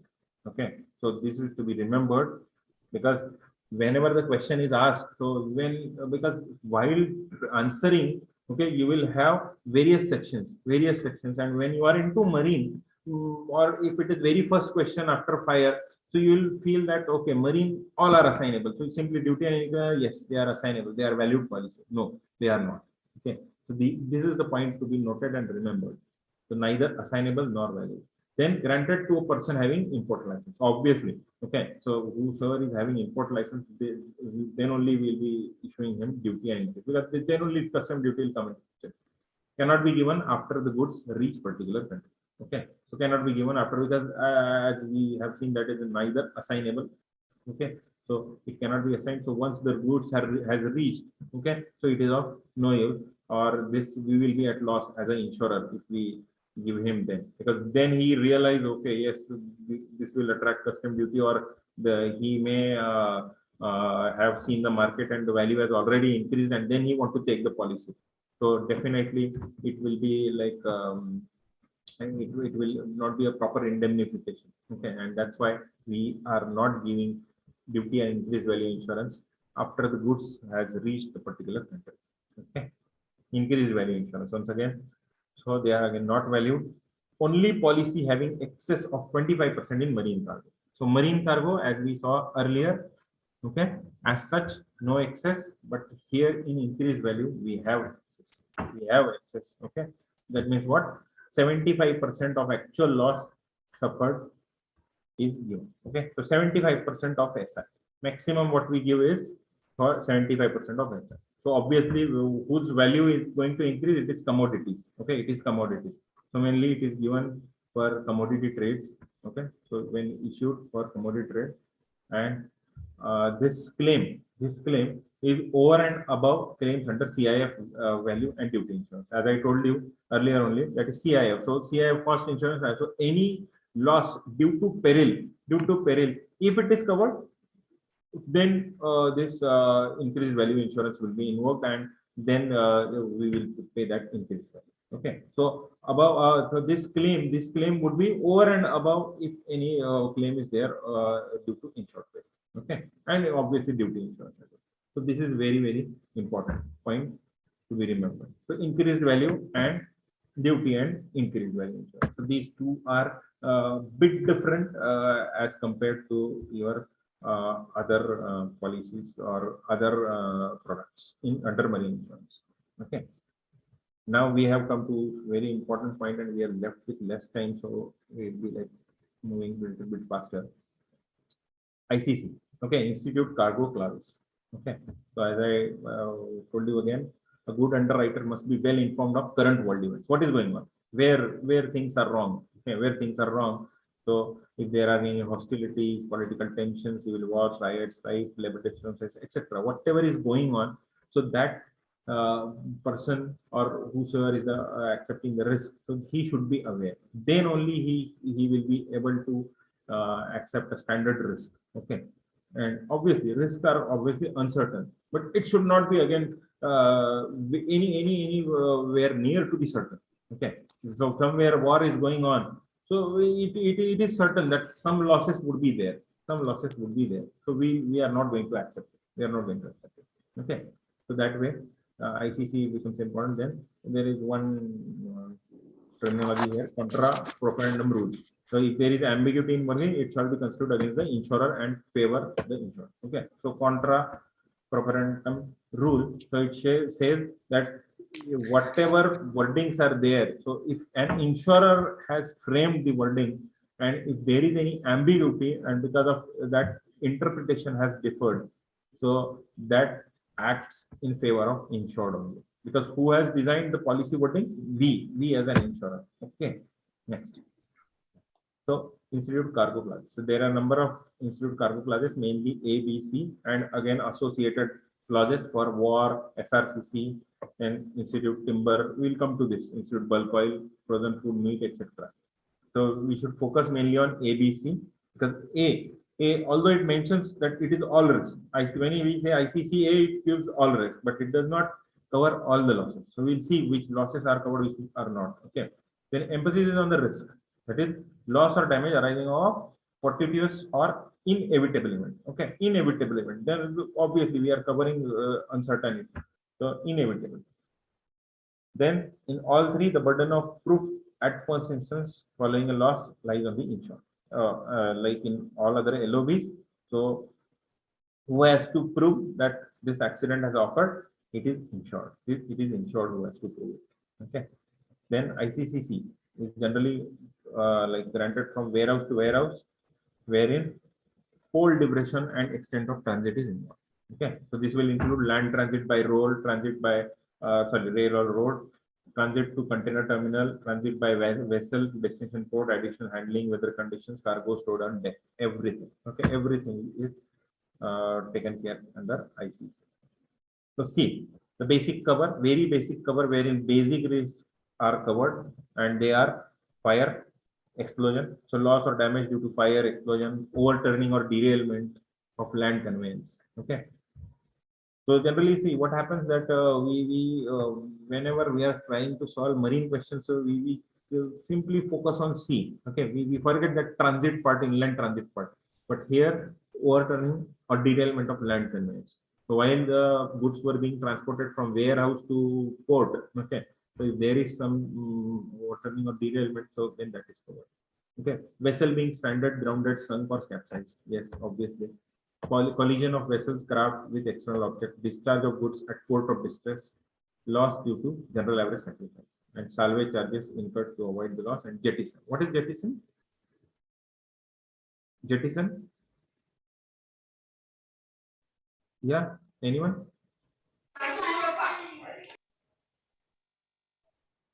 Sorry, I didn't get you. Jettison, anybody can explain? Throwing of certain cargo Yeah. to lighten the to lighten the ship. Yes. So if there is some insured peril, there is some insured peril in between. So some let's say some engine has failed or so something wrong happened. So to lighten the ship, to carry out the adventure further. Okay. We simply sacrifice some cargo. Okay. We will simply throw some cargo into the sea. Okay. And thereby we can go ahead and save that adventure, save the rest of the cargo. Okay, that is it. So risk covered. Got the point? ICC. See, these are the risks. So you can simply have your own mnemonic. Just try to devise this thing, because these are very important while you study and while you try to answer questions from all the sections. You are bound to forget, no matter howsoever sound you are bound to forget, because you may not be able to revise each and everything a day before your exam. And that's why these mnemonics come handy. Okay, so just try to devise certain technique or relate it to something so that you are able to remember it. So ICCC, obviously ICCB will cover all risk under C. In addition, it will cover what? Earthquake, volcanic eruption, and lightning. Okay, lightning. This is, I think, this is not stated in ICC IC 67. So just remember it. Lightning is also covered in under ICC-B. Okay. Then loss damage due to washing overboard. Washing overboard. Okay. Entry of sea, lake or river vessel, river water into the vessel. So any water, if there is cyclone, okay, if there is cyclone, so generally it is expected that it will not, the water will not enter the ship, okay, because it is protected from all sides. But if the waves are of such height, so we cannot protect it. We cannot save it. So it is water is going to enter the ship, and once the water enters the ship, okay, so whatever cargo is there, so that is bound to get damaged, okay, and that's why this risk is covered under ICC-B. Then total loss of any package lost overboard or dropped while loading or unloading. So loading, unloading, so many a times it is lost, okay. So all these things are easily covered under ICC-B. And the last one, ICC-A. So as the name suggests, it is an all risk cover. Okay, all risk cover. So all risk cover means what? So it covers almost everything. Almost everything. Okay. So piracy is covered. Yes. Okay, piracy is covered. Yes. Theft, pilferage, and non-delivery. So theft. Okay. Theft is not covered generally. Theft is not covered, but it is covered in the ICC. Malicious damage. Okay, so any deliberate damage by some problematic elements. Okay, that is damage by other cargo. So one cargo hitting other cargo, even that can damage. Okay, that can damage, lead to damage. That can lead to losses. Okay, so that is basically possible, and that's why this is covered under ICC. However, all risks cannot be construed as embracing loss or damage which is inevitable. Loss or damage, in order to be recoverable, must have occurred fortuitously. Okay. So again, although fortuitously unintended, but if there is intended, yes, we are covering to an extent. Malicious damage. Okay, malicious damage, deliberate damage is there. We are ready to cover. Okay. So these are ICC A, B, and C. So if we try to have some flowchart or this kind of thing. Okay, a tabular form. So fire explosion, B and C both covered. Obviously, A will cover everything. Vessel grounded, stranded, capsize, yes. Overturning, yes. Collision of vessel. Collision of vessel is important. Collision of vessels or other conveyance with the external object other than water. Okay. Sometimes in while policy wording, long back whenever this evolution of policy wording may have taken place, so somebody may have said that even the like object, water as an object that has hit the vessel, and that's why this claim is failed. So he might have gone into court of law, and because the policy wording did not have the word that object other than water, the claim might have been failed. That's why this object other than water is used. Discharge of cargo at port of distress. So sometimes it so happens that there is some problem with the ship, so that cargo has to be discharged at XYZ port. So that is again covered. Then EQ, earthquake, volcanic eruption, lightning. These are not covered in C. These are not covered in C, but B it is covered. GA sacrifice both ways. Jettison is covered. Washing overboard is not covered. Okay, and entry of water. Okay, it is not covered. It is not covered in C, but it is covered in B. Then, yeah, A, B, C. So these again, we have already seen all these things. Okay, particular average, partial loss to cargo. Again, remember that partial loss. Okay, word partial loss, general average sacrifice, general average and salvage contributions, collision, both to blame collision. Okay, so here the both to blame. Sometimes sister concern ship is there. So that way, if the collision is between two ships of the same owner, so how one will launch claim on other? Okay, in that case, it is taken as a different entity owned by a different person. Okay, so that way it becomes collision liability. Okay, then survey fees, sue labor charges, forwarding expenses. So that thing is again okay. Next, general exclusions. Okay, general exclusion, willful misconduct. Yeah, any question? Sir, is there any similar? Yeah, please. Is there any similarity between general average and jettisoning? General average and jettison. Yes, actually there is. It's a general average, but then general average is when there is basically mainly there is insured peril is there. Okay, insured peril is there, or some kind of emergency is there, then only it is there. Okay, jettison can be done. Jettison can be done when, like, they are more of the there must be thin line of difference, thin marginal difference. Okay, please allow me to cover it in next lecture. Okay, please allow me to Okay, cover sir. it, because I am not able to comprehend. Okay, I may be like aware, but I mean I am not able to comprehend it here. Okay, yeah. Okay, sir. Now, general exclusions in ICC A, B, and C. Okay, so they are willful misconduct, not allowed. Exclusion, ordinary leakage, ordinary loss in weight or volume. So it so happens that there are some inherent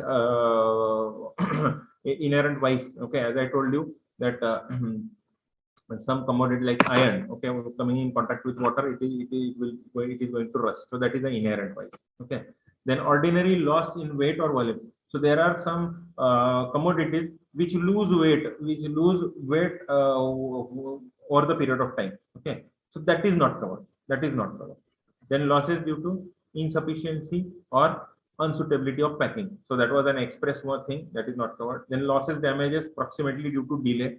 Okay, so that is not covered. Insolvency of owners, charterers, managers, again not covered. Nuclear risk, so that is everywhere. Unseaworthiness, we have seen it earlier. Then war and strikes, so they are available as add-on, but otherwise they are excluded. Okay, so this you must understand that war and strikes, they are available as add-on, but otherwise excluded. Otherwise excluded. When explicitly covered, then available, but otherwise in normal terms it becomes a exclusion. Okay, piracy, again an exclusion except under ICCA. Piracy, it is an exclusion. So that this way that to twist it comes in your questions. So this way it will come. So piracy is covered. Okay, or piracy is an exclusion. So they may ask you. So yes, excluded under ICC B and C, but it is covered under ICC A. Okay. Then institute war clauses. Okay. So this is these are basically kind of add-on, if you see. So before I continue with this, let me come back directly to the most important point here. Okay.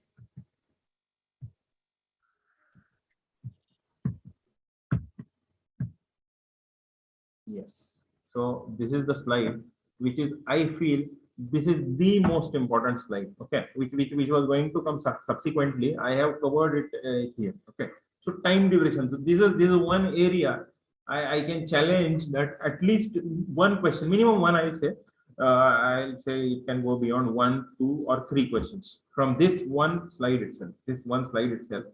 So time duration for your once the transit is completed. So for how many days?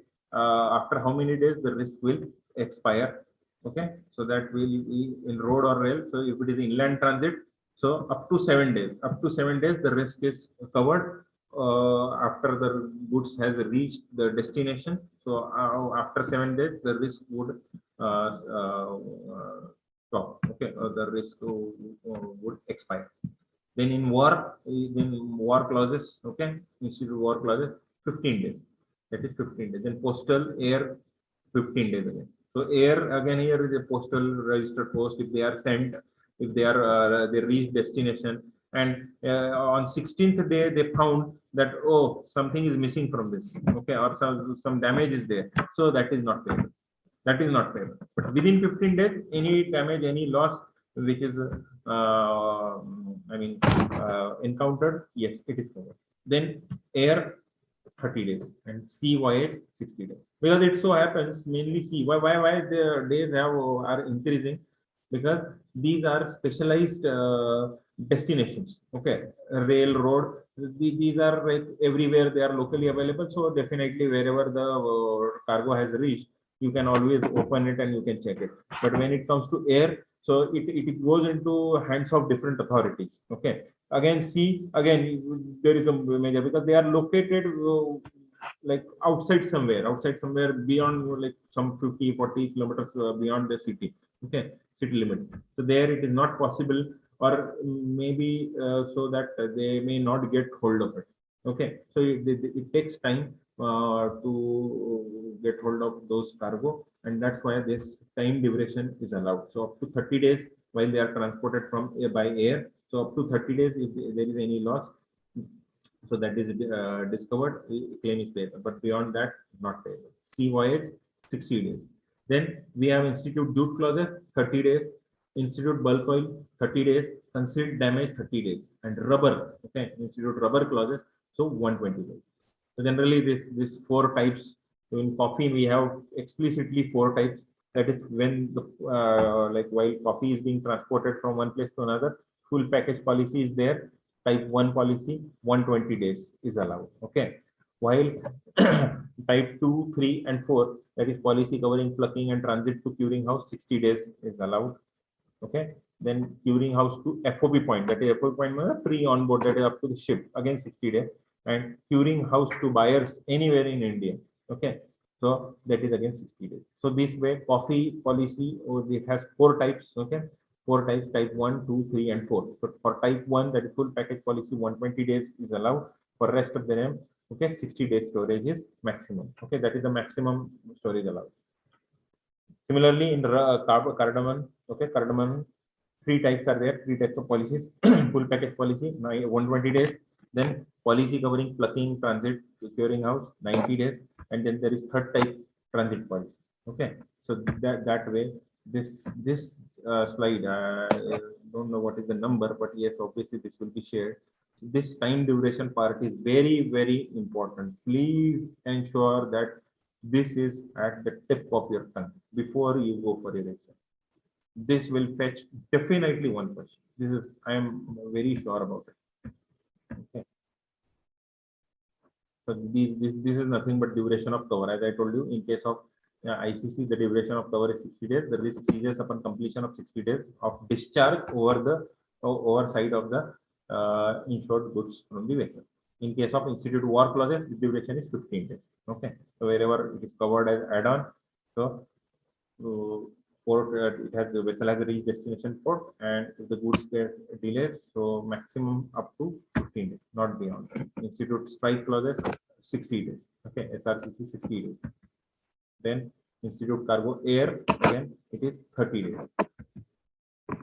Institute war clauses, 15 days. Okay, institute war clauses. Institute war, I have stated it there. So institute war air cargo. If it is air cargo, air otherwise, how many days for air cargo? How many days of storage is allowed for air cargo? 30 days. 30 days. But here, when war 30 institute days. war clauses, it is 15 days.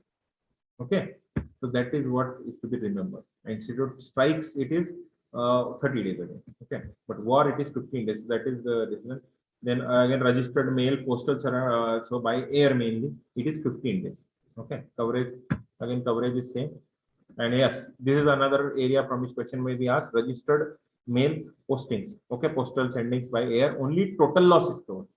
Okay, when there is total loss, then only it is covered. Partial losses are not covered for registered mail postings, postal sendings by air. Okay, so that must be remembered. Then yes, these clauses, you just need to go through it. Just a moment, let me check what is remaining. ITC is there. Exclusion. Institute trade clauses. We have covered almost everything. Coal clauses, institute jute clauses, bulk oil, coffee, then coffee, cardamom, active policy, rubber estate, tea crop. Okay, you just read it. Tea crop. Okay. So that is all. Okay, so we'll go back. I hope we can continue for another 5-10 minutes. Yeah, Jeevan sir, are you there? Yes, sir. Yes, sir. Yes, sir. Yes, sir. We can. Sir. No issues. Okay, so we will study these specific clauses. Okay, these are important again. Sometimes they may be asked. Okay, so if I skipped it just because of paucity of time, let me come back to it. Yeah, so we left here. Okay, institute war clauses. So we went directly to that time duration chart from this place. Okay. So institute war clauses, cargo, mainly war, civil war, revolution, rebellion, anything is going on. Okay. So during that time, we allow institute war clauses. So capture, seizure, arrest, restraint, anything, so that that can be covered. Okay. So this is war clause. Widening of cover. So there are like these are basic covers, okay, basic covers which will try to which has tried to cover everything. So either it is ITC or ICC. So both have these provide broader risk, okay, broader risks. But then there are, and these are basically institute clauses. So as the name suggests, institute clauses. So these are framed keeping into view the broader framework of all the countries. Okay, but then there are specific areas, specific things wherein we may need some add-on covers. Okay, so example, aircraft clause. Okay, so there are as such no institute clauses equivalent to ICC B or C for air transits. So air transits as such B or C basic covers are not there, and that's why we have that aircraft clause. Okay. So if the insured opts for ICC B or C for an air voyage, then the aircraft clause is attached. Okay. So aircraft, as we saw, that institute clauses as such for like ICC B and C are not available for air transport. Okay, air transits. So for that, whenever this clause somebody wants to take the basic cover, okay, so that word ship, vessel, and seaworthiness are replaced by air, aircraft, and airworthiness. So that aircraft clause, it can be attached to the original policy, and accordingly the basic covers while the transit is by air is given. Okay, somebody who do not have that budget, or somebody feels that it is less risky, okay, fine, you go ahead and you can attach that aircraft. Then air freight and replacement clause. So in the event of loss, the insurer agree to pay for air freight for repairs. Okay, and return voyage, even though the original insured voyage was by sea. Okay, because there are times when the product to be delivered at particular port, for that time is more important. Time is more important than the amount. Okay, time is more important than the amount involved, and that's why this, as I told you, perishable electronic goods or also some other goods, wherein that there is some accident by insured peril, and that is goods or cargo is stranded somewhere, and that is to be brought back to the place, okay, where it was agreed. So in that case, air freight replacement clause is given. Okay, so if you obviously these are to be attached in the beginning only. So air freight replacement clause is there. So it is not necessary that the return voyage will only be by sea, but it can be by air as well. Obviously, that attracts higher premium. Then concealed damage clause. So I think I have stated it there, 30 days cessation of risk. So this is important. So it is also called as delayed discovery of loss clause. Okay. Nowadays, packing technology, containerization has advanced to such an extent that packed cargo is revealed cannot be opened at the time of erection, only at the time of erection. So some, as I told you, that some parts are there. For example, let's say a turbine. Okay, a wind turbine is there. The wind turbine is there. So it is such a huge part of blade of turbine. It's such a huge and voluminous that it is not possible to open it while it is delivered. And for some reason, the erection is delayed. So we understand that by sea it is called for, and 60 days will be there. So within that 60 days, it will be installed, it will be erected. So that is what the understanding is. But for some reason, if that is delayed, if for some reason that is delayed, and that is many times obvious, because that is an oversized cargo that has been transported from one place to another again. So if it is transported from one place to another, in between there is some problem, and that's why the erection is delayed. So what happens that all these cargoes are not opened in between, and then you discover one fine day that yes, there was some damage, and that damage, the storage risk part, the time duration of storage has gone by. Okay, and during that time, your loss will not be paid, and that's why many a time for such cases, concealed damage clause is attached. And that will give you some that will buy some extra time that yes, within that if the damage is restored within 30 days, okay, cessation of risk, it will be covered, it stands covered. Then container clause, the case in which cargo is carried through containers. Okay, so containers, that is again not under your control. Containers, they are such a huge thing, and in one container there are like cargo of 100 different people. So in that case, one container may have hole, rust, spot, etc. Seepage of rainwater will be there. So pre-shipment survey survey is generally suggested, but if the turnover is huge and in that port area so many containers are there, you do not know which container will be allotted to you. In that case, as such, we do not exercise any control that which container we allotted, and that way we become the risk is relatively higher, and to counter that risk, to avoid that risk, we attach that container. Okay, so container clause is attached. Okay, so extra risk are covered. So similarly, container demurrage clause. Okay, demurrage, again these are charges when the container cannot be sent back to the terminal before agreed due date, provided delay was caused due to insured credit. So there are some extra charges, incidental charges, which are incurred because of that delay, and those charges are again paid if this clause is used. Okay. Then there is cutting clause. So cracked or broken part of pipes to be cut, and insurer is to pay proportionate value. Okay. So if there is damage, if there is damage to let's say if the consignment or pipes is going on. Okay. So there is damage to 100 pipes. Okay. Out of that, 50 is total loss. Okay. So they have cracked or they have broken, or they may have crushed. They may have been crushed. Okay. So in that case, for 50 it is agreed. But then those 50, out of that 50, because the pipes generally maybe 20 feet pipe. So if out of that 20 feet, only 1 feet is damaged. Okay, 1 feet is damaged. So what we'll do, we'll cut that 1 feet or maybe 2 feet, whatever, and that 18 feet. Okay, so for that 2 feet we will pay damage. Okay, we will not pay for entire 20 feet of pipe. We will not pay it for 20 feet of pipe. Okay, so that way cutting clause. Then debris removal clause.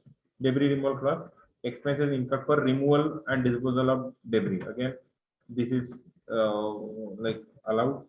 However, expenses incurred to mitigate pollution or contamination or liability not covered. This is very important. Very important. You remember this, because these are basically unlimited liabilities.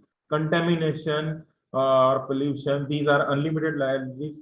Various government, within the country, different states may have different rules, and even the center or various countries, one beside the other, if one coastline is there for 10 different countries and that coastlines are polluted, so it may be unlimited liability, and that's why this liability is initially avoided by the insurers. Then deck cargo clause.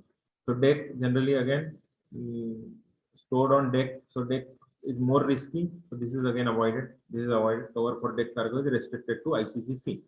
Okay, so basic cover. If any cargo is taken, so that is being transported on deck. Okay, so basic cover. But obviously, if example, let's say washing overboard. So washing overboard. So obviously, if something is on deck, there is a great possibility that there would be rain, there would be washing overboard of water. So that is very much clear that it is certain. It is almost certain. Okay, when we are like into the sea, it is almost certain risk. So we'll definitely not go for it. Okay, and this is avoided. And that's why this deck cargo clause is attached by the insurers. So basic cover is given. Only in certain cases ICCA is given, generally not on deck for deck cargo clause. Then errors and omission clause.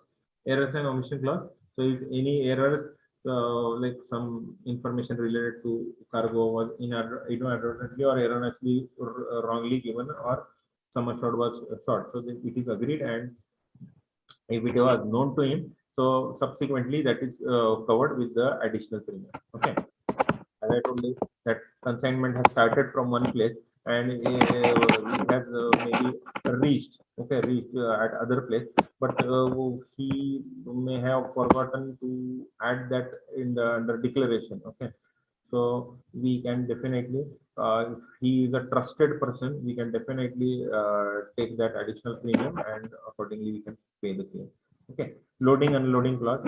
So it covers loss or damage to cargo during the course of loading the same vessel or any other conveyance, or during unloading. Okay, so loading unloading, yes, there are losses during loading.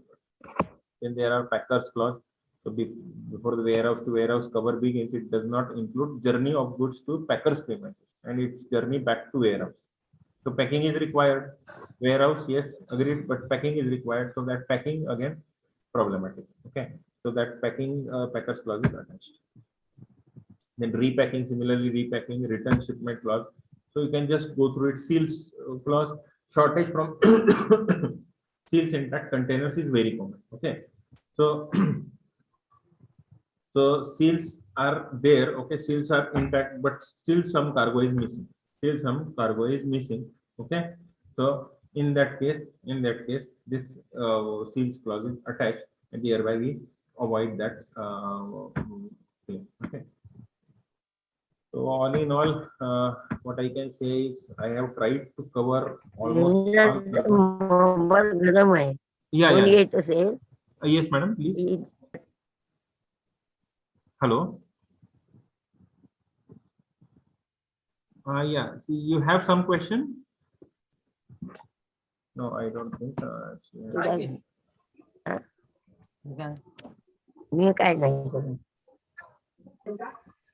Okay. Then incidental clauses, you just go through, read it once. Otherwise, in Monday I will address this. Okay. Just we said pair and set clause. So one pair is missing. Okay. Like maybe if curtain. Okay, the curtains are there. So to rods, so two sides we attach that attachment. Okay, but one is missing. So we will pay proportional. Cutting clause we have already. Then brand and trademark clause. So similarly, what is a shutout cargo? Yeah, anybody? Shutout cargo. I think time has elapsed, and like people have started.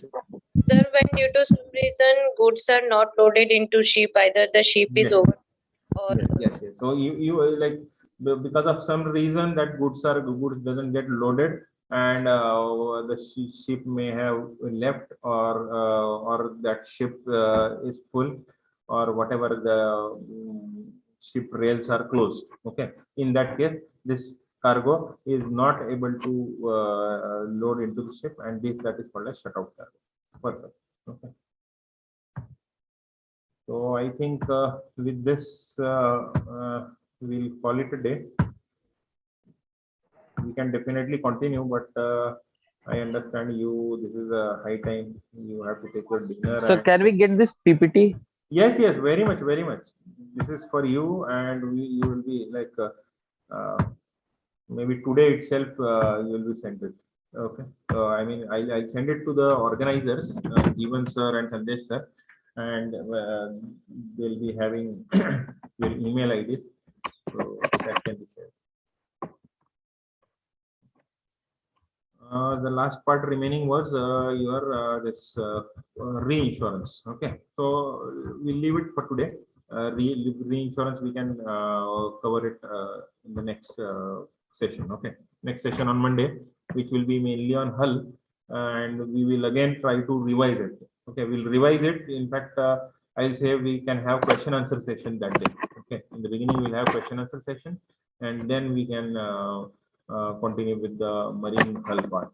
Okay, marine hull, not many questions. That's why we'll focus relatively less on hull part. We'll focus more on cargo and question answers, and maybe your difficulties. So, all right. Yeah, any questions maybe relevant to this, or maybe one or two which I was not able to answer. So you can definitely ask me anything now, or else you can note down my number, and you can WhatsApp me, text me. I'll try to answer with my limited knowledge. So yes, any question you want to raise, or shall we call it a day? Yes, please.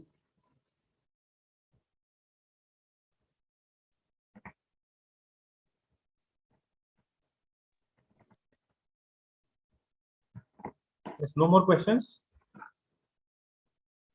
Okay, in that case, I will hang up and wish you all the best for another 2 days for other classes, and I request you to go through that IC 67 book once again, because Sir, I have a question.